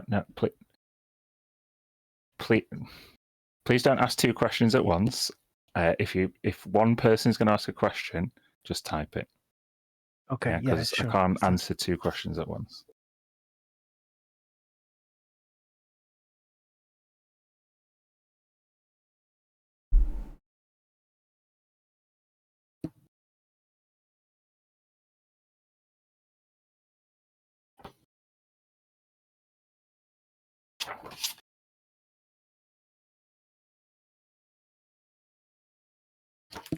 Okay, that's the question. Balzax, who lives in Mistress Temple in Silvercrest, loves pancakes. Ticker tape comes out. Rip it off. Says data confirmed. It's got 50-50 chance, Giselle. It doesn't mean anything. Trust me. It's like we would have to ask it at least 100 questions to be sure that the data size is enough to exclude contradictions. I don't think we have time for that. I wouldn't worry about it. Mm-hmm. But just under very small chance that this thing actually knows everything and can answer every question, albeit only yes or no. Is there something that we need to ask it specifically about? Okay, fuck. I've got one. We can just sit here for the next 3 sessions of the campaign. Everybody think of a question to put in. I've got one. I just got to type it up. Oof. Why are we thinking of questions? What for? Because this thing can answer any question in the world. It's like Why wouldn't oracle. we use it? It from what we can see, there's a chance that it knows everything, and it's not limited to the knowledge of this library. It knew that. Maybe it does only know. Maybe it knows things about the outside world, but only because that information is contained within the library. Oh. So like, John, I'm going to give you a point of inspiration. Yeah, let's go. Why would there be a note in the library that said Valzax likes pancakes? Why? Think about what the library is. If it's written down somewhere and it's in a place where lots of information is, then it's connected to this library in some way. It's probably in Narlo's diary. Valzax loves pancakes. I'm going to make him more. So before you rolled a 12, I need you to roll me a d20, Lucas. Okay. 11. Woof. Okay, so as you inspected this machine, you inspect what else is in this room. Again, like all the walls are covered in books. There is a small table in the far corner of the room. On the table, there is a small bowl, like a mortar cup, with some like saline liquid in the mortar, and in that liquid looks like a glass eye. Oh. As you look around, on that table, on that same table, there is a book. I want you to roll me a d20 again.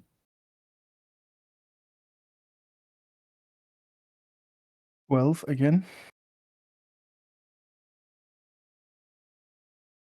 Ooh. Whoa. Stop it. This book looks like it has 7 stars on the front cover. Oh. I immediately, well, I come closer to notice that it does. And as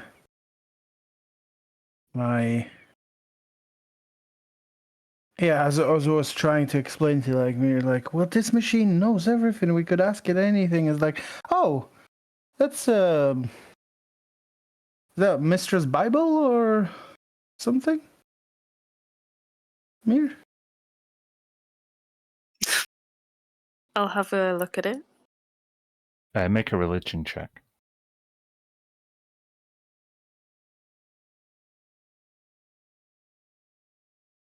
12.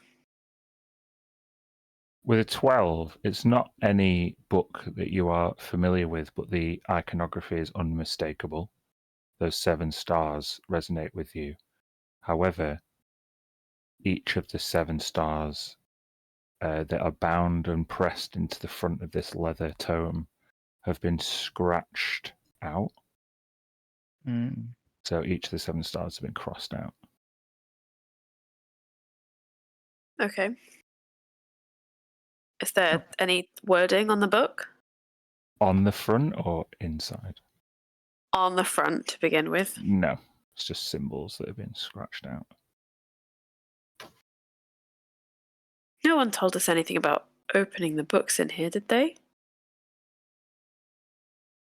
It's a library, so I guess people come here to read books, but this one looks like it's been messed with. The scratches, they're kind of foreboding that. Maybe get Giselle to open it with a mage hand from afar, just to be sure. Or I'll use the null fold to open it. Cool. So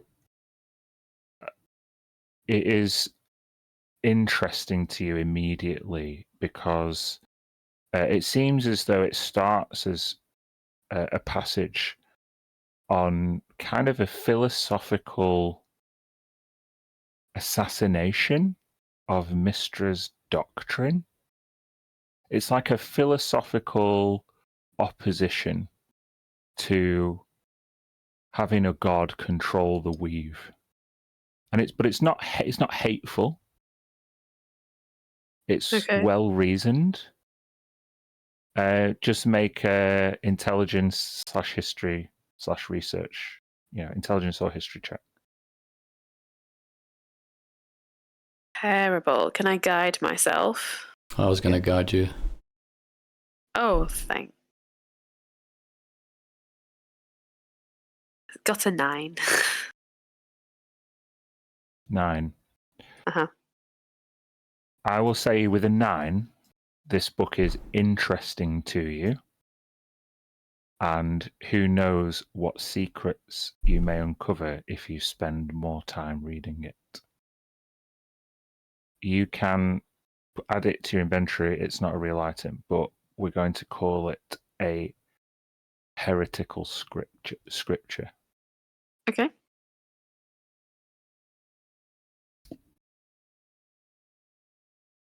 Heretical scripture.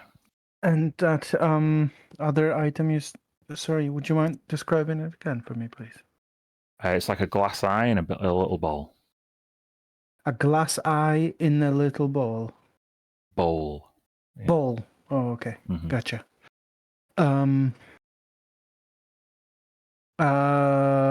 Does okay? I'll look at it for a second to see if it's something. Maybe ask Red to look at it. For magic. Yeah, I'll detect magic, and maybe I'd glance at the book. What Asmir is like, throwing it away as well, just in case I get a.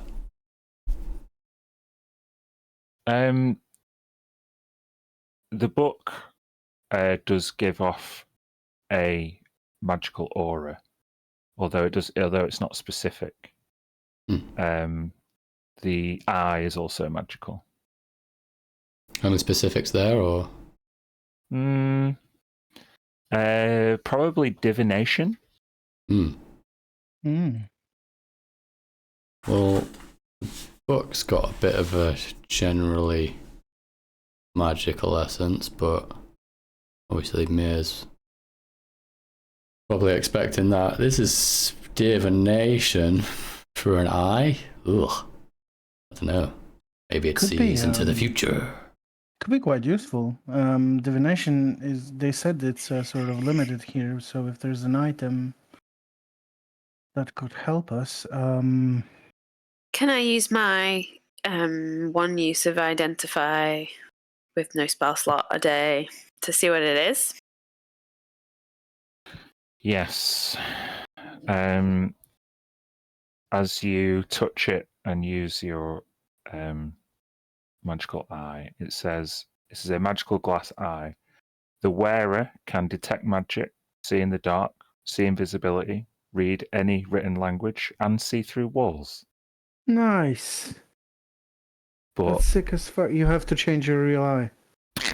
Yeah. Of course you do. I know a guy who's got a spot for that.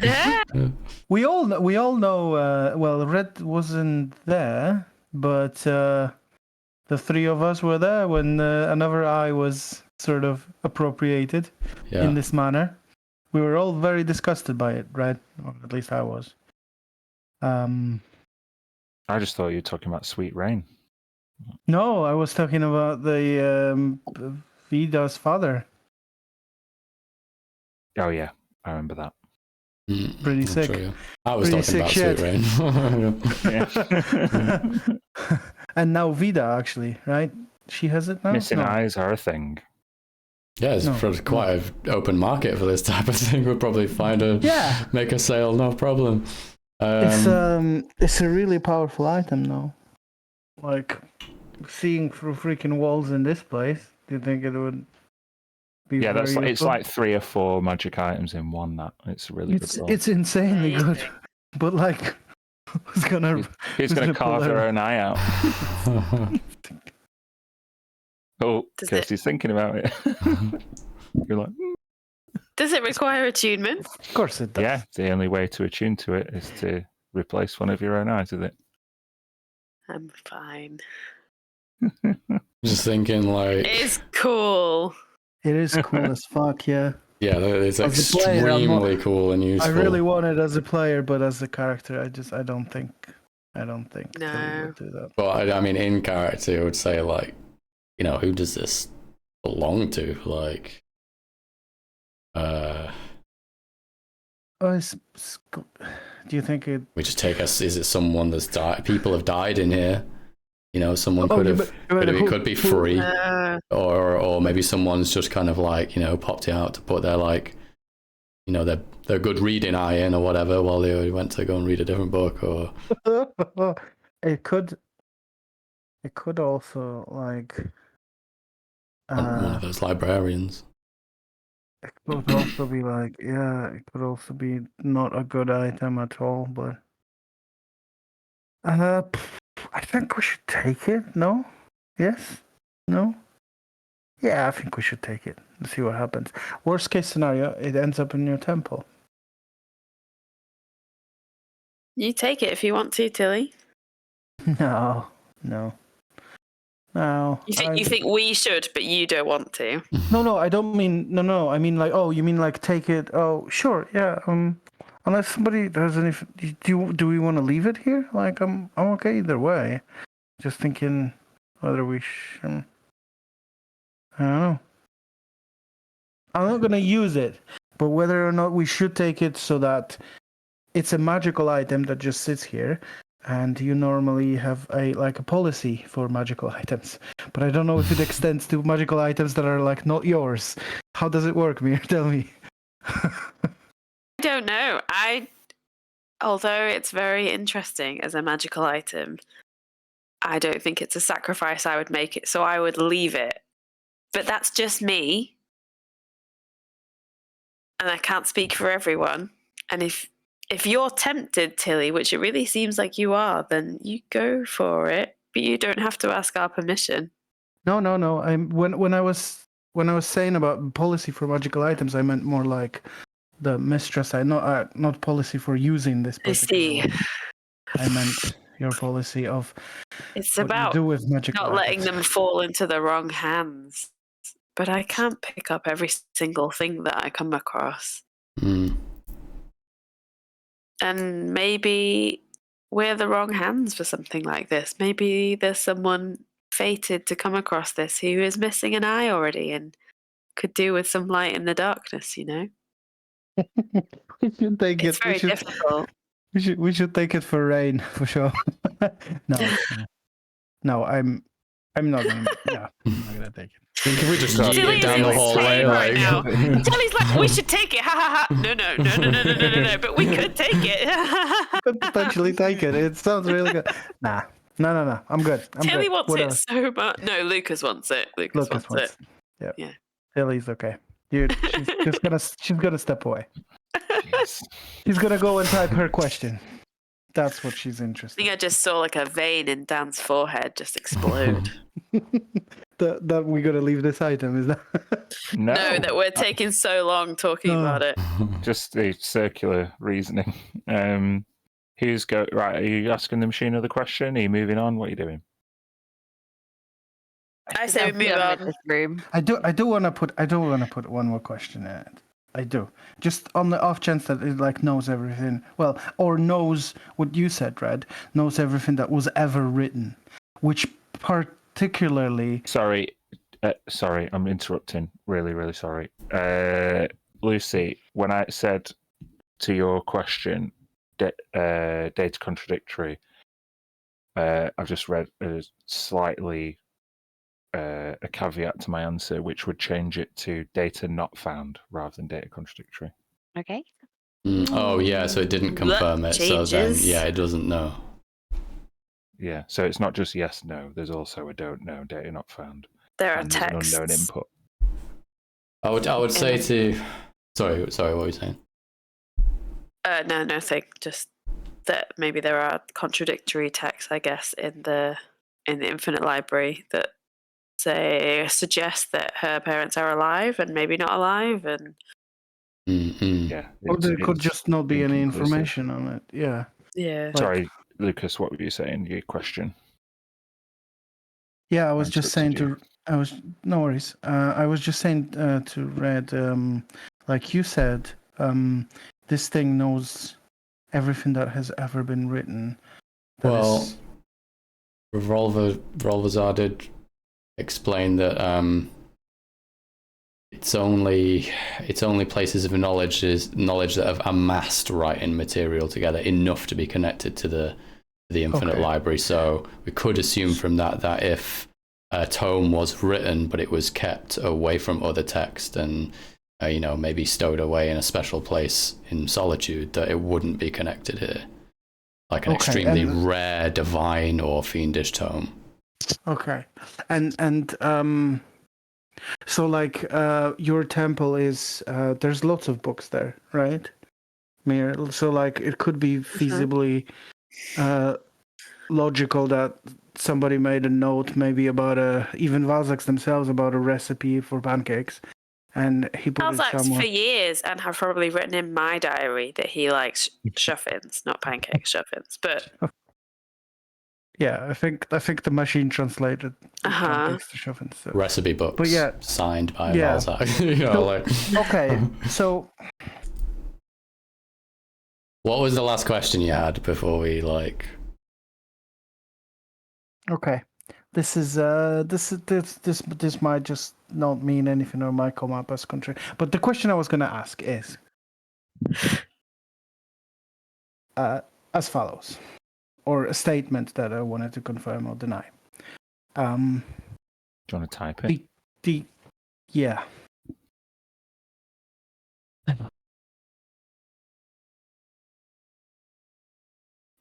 Mia, while you're watching Tilly enter her question, you're pretty sure that glass eye turned to look at you. No.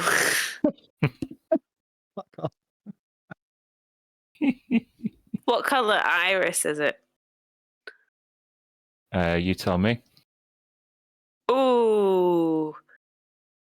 I mean, if it really wanted me tempted, it would be like a magenta-y purple. Sure. There you No. go. One second. I just gotta get the freaking names right. What's the purple dragon name? Silveranth. Silveranth. Oh, we're really going for it. What was his name? Lord Theron Silveranth. Lord Theron. Theron. How did you spell Theron? Theron. I'm sure Dan can translate the Roll20 into the machine in the fantasy world, but as long as you... Oh, no, you spelled it wrong. Yeah.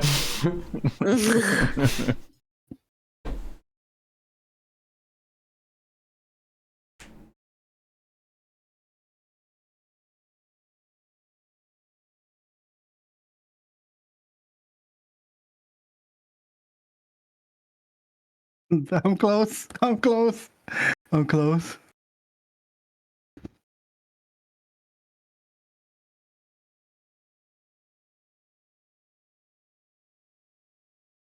Okay, this would probably take Tilly like a freaking 15 minutes to type. Okay, but this is what I want to put in the machine.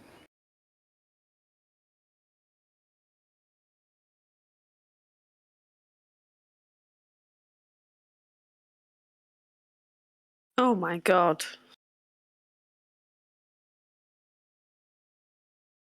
Has Tilly ever heard Dendar the Night Serpent before? Yeah, with the Jadena and that thing with the Did you, Dennis, say Dendar the Night I'm pretty Serpent? sure it happened somewhere. The only time I've been very careful not to mention Dendar the Night Serpent, the only time he's ever been mentioned was in that first Yuan-Ti temple where Galen was. Can I say I do remember that the name was written at some point when we were in one of those temples, but I don't know if anyone we met ever referred to it, so that would have just been like some kind of snake name. The Savoris never said it. Jadena never said it.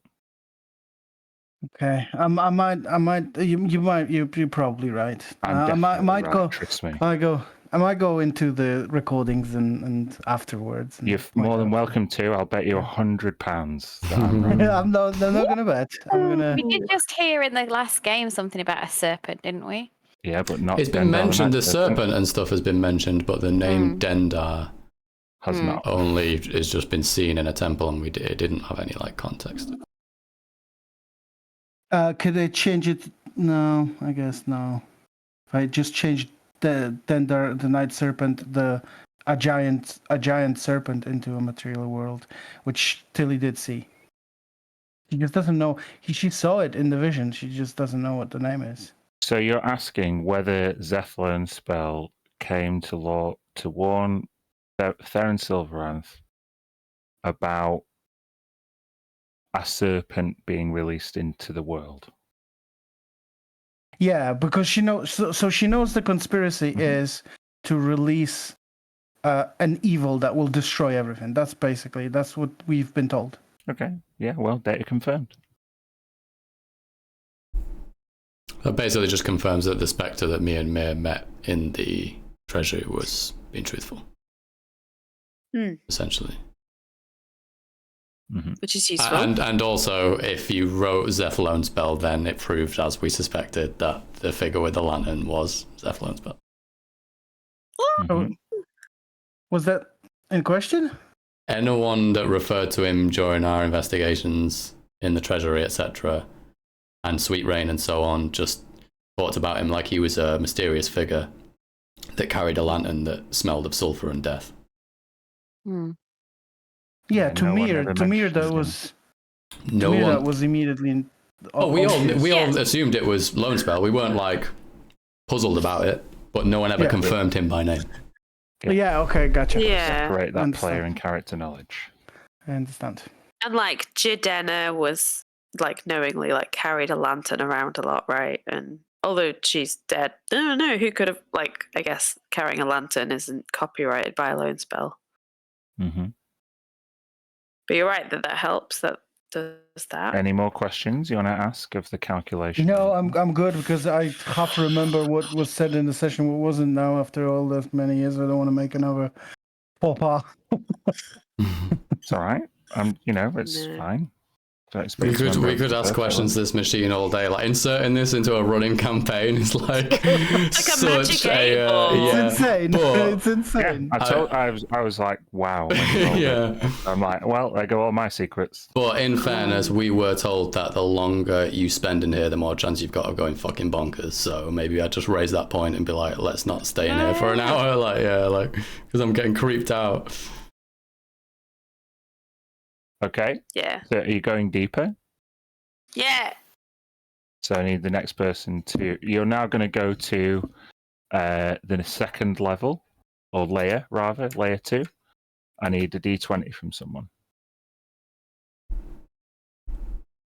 I'm doing it. Nice one, Lucy. 18. What we got the 18? first time. The same one, right? No. Oh. Well, because now I add the layer every time, so instead of a +1, now it's a +2, so you actually get a different. Ooh. Now, oh goodness me! Right, hold on. Oh God.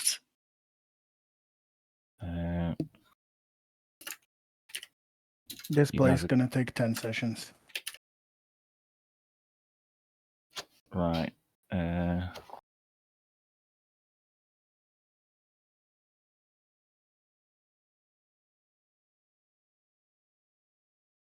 Oh. Okay. You go 10 minutes. You go down another corridor. 10 minutes. Just innumerable books and shelves linking room to room. On the second layer, you find a room that contains a set of shelves against one wall. Each shelf holds a row of glass jars.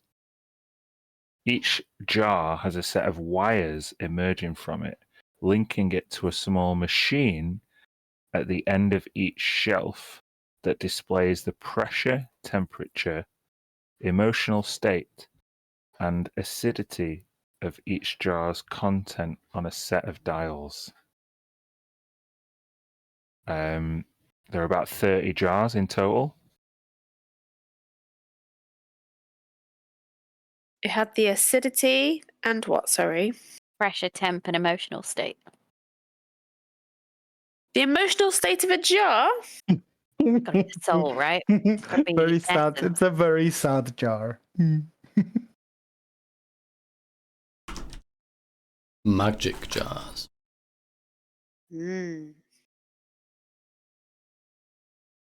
So, anyone going to have a look, closer look? Yes. Giselle? Yep. Okay, just make a perception check for me. 13. Okay. With a 13, you see that most of the jars contain like a gaseous contents, slightly different shades, like sickly green, cloudy purples, kind of a bluey turquoise that kind of shimmers like water almost. Most of them are full of these. About 5 or 6 of them appear to be empty. As you get closer, the mist each of the mists inside the jar seems to like thrash wildly when you approach in different colours and patterns. Each of them seem to emit like a dim light within 5 feet. Hold on. Can you roll me another d20, please? Yep. Tell me the result. 5. Next to this bookshelf of jars, there is a fireplace. And can you roll me another d20? 17. Don't say, oh God.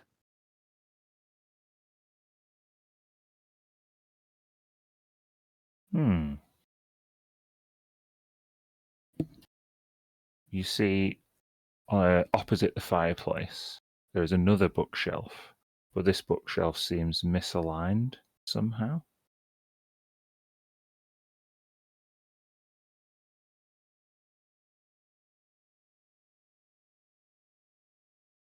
Right. As if it's like not straight against the wall. Oh. Can Giselle go over to that other bookcase and see if she can see behind the shelves? So you push the bookshelf, a secret passageway opens. It's a shortcut. Oh. Okay. Cool. Just make a history check for me. You can use your book if you want to give you that extra. Proficiency, yeah. History. Give me the. 17. This secret passageway shortcut leads you back to the initial entrance in the at Draxmore College in Volvazar's office. Oh. Would have been much more useful having rolled the secret passageway shortcut back to the beginning much later in the adventure. But this skips out the calculation engine room, which you probably would want to go back to anyway. Okay. Nice. Well, we've got a shortcut, guys. But we're so early on, we can't do anything with that right now. Well explained, Giselle. Thanks. Yeah. So going back to the shells. The jars, the sad jars, sad and happy jars. Sickly green, cloudy purples. They get angry when we get close. What are they? Could you describe again? It's displayed on them, the pressure, acidity, and so on. Did you say that's like on each bottle, or it's a wire that goes into what, a screen or a terminal of some type? Yeah. There's like a display at the end of each shelf, so it tells you at each jar on that row all of that data. Okay, so it's like, say there's like 6 jars on a shelf, and then at the end of that shelf, it's like, here's what's in jar 1, 2, 3. Yeah. Okay.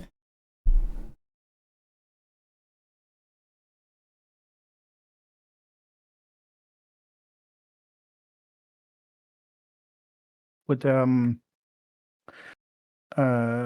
like alchemy knowledge be useful here to maybe investigate these a bit? Yeah, you could try and hypothesize what chemicals might be inside. Guidance. Sure. I'll make the roll. In fact, for an unknown reason as of yet, I'll give you advantage on this roll, Lucas. For the unknown reason. Okay. Boom. Okay. Oh, with a and, 28. and a D4 as well. So that's 31. This looks similar to the stuff that was being traded at the Nightmare Market. The memory However, potion? well, it seems to contain much more vibrancy, almost like a sentience. Not memory potion to restore your memories, but holding somebody else's memories in it. No? Yes? Well, even more than that, it does contain somebody else's memories. It contains somebody else's entire essence. You might even, with a 28, think, Oh shit, a soul? these are all souls. What the Tilly's upon realizing that she's Mir, these are living souls. They're people. Oh, They're trapped? Is it the people that have died here? Because your soul stays, right? Oh, oh. so Makes you wonder though who's brought them here and started to monitor them. well, We were This told is that where the you get it back, though. souls Yeah. I'll escape look into the around for a stacks and are librarian. stored by librarians. Yeah. yeah. You can make a perception check. Me? Mm-hmm. 19. You look around, you know that they can just appear and disappear. And your hypothesis is based on sound logic. But there doesn't seem to be a librarian of any sort of description currently in attendance. Okay.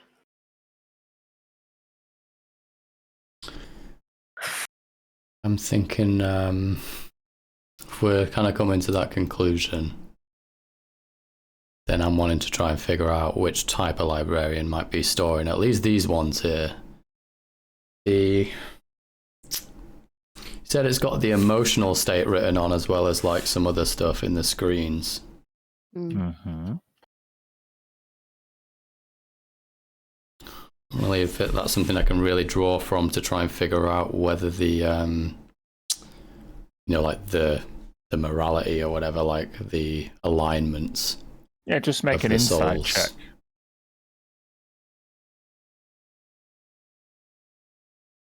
$16.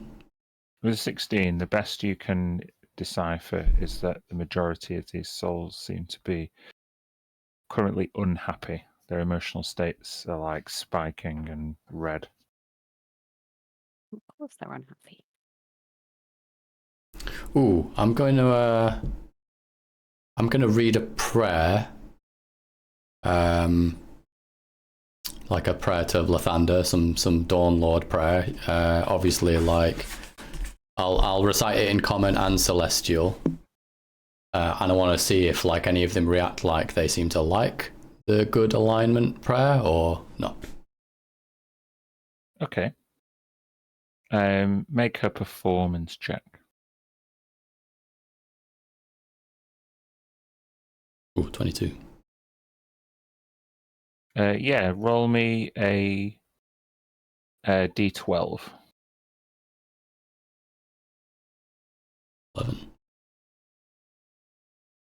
You get a particular resonance from 11 of these 24 or so like filled jars. Mm-hmm. Like a positive. Their seems emotional like. state seems to they seem to react positively as far as you can tell. Do any pop off very negatively at all? It's hard to say, Okay. but not all react as positively.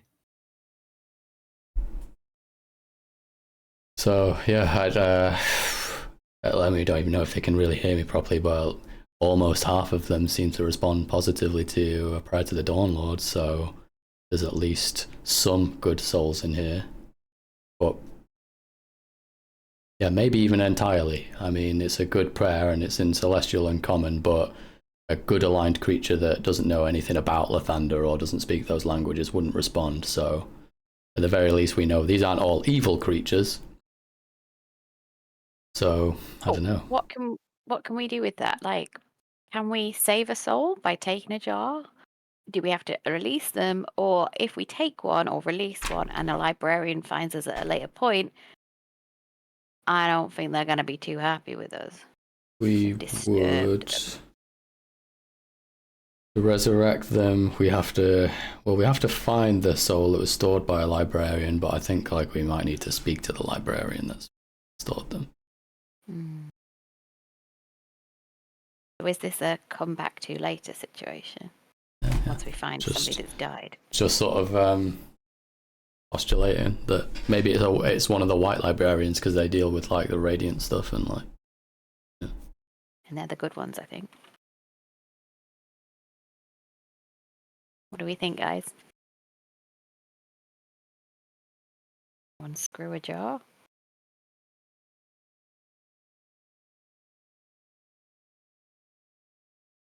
Oof, yeah, you could just unscrewing one. Oh, I don't know. It could be a big ask. Hey, there's souls, people who died, that we think are trapped here because that's what we've been told is happening to people who die. Mm. My instinct is naturally just release them all. Mm-hmm. But whether that actually means they get to escape, Mm-hmm. or we simply just removing them from the container to go around these halls forever. Yeah, it doesn't really change their I'd position. agree normally, but it could just send them madly, like just loose in the stacks for a librarian to pick up. I mean, if there is a white librarian and they're decent, like this might not even be the worst place for them to have ended up. You know, what if we free them and then they end up with some creepy librarian? Mm-hmm. We'd need to know more. Yeah. I don't think there's anything we can do right now. No, the only other thing I was just wondering if there's any evidence around either any information on the screen that would suggest that they've been in here for different times and some may have been released or recently put in, or if there's anything in the empty ones to suggest that they've been filled before.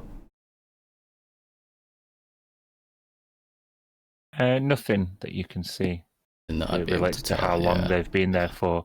As you know, here this library seems to transcend time and thus trying to anchor it to a specific I'm just mainly wondering, like, if there's empty ones, does that mean that, like, potentially there's been some in there and they've been released or gone elsewhere at some point, or, you know, they brand new and unused vials, do you know what I mean? Like,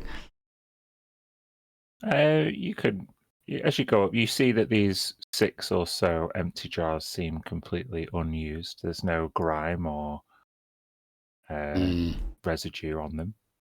Maybe they get stored here.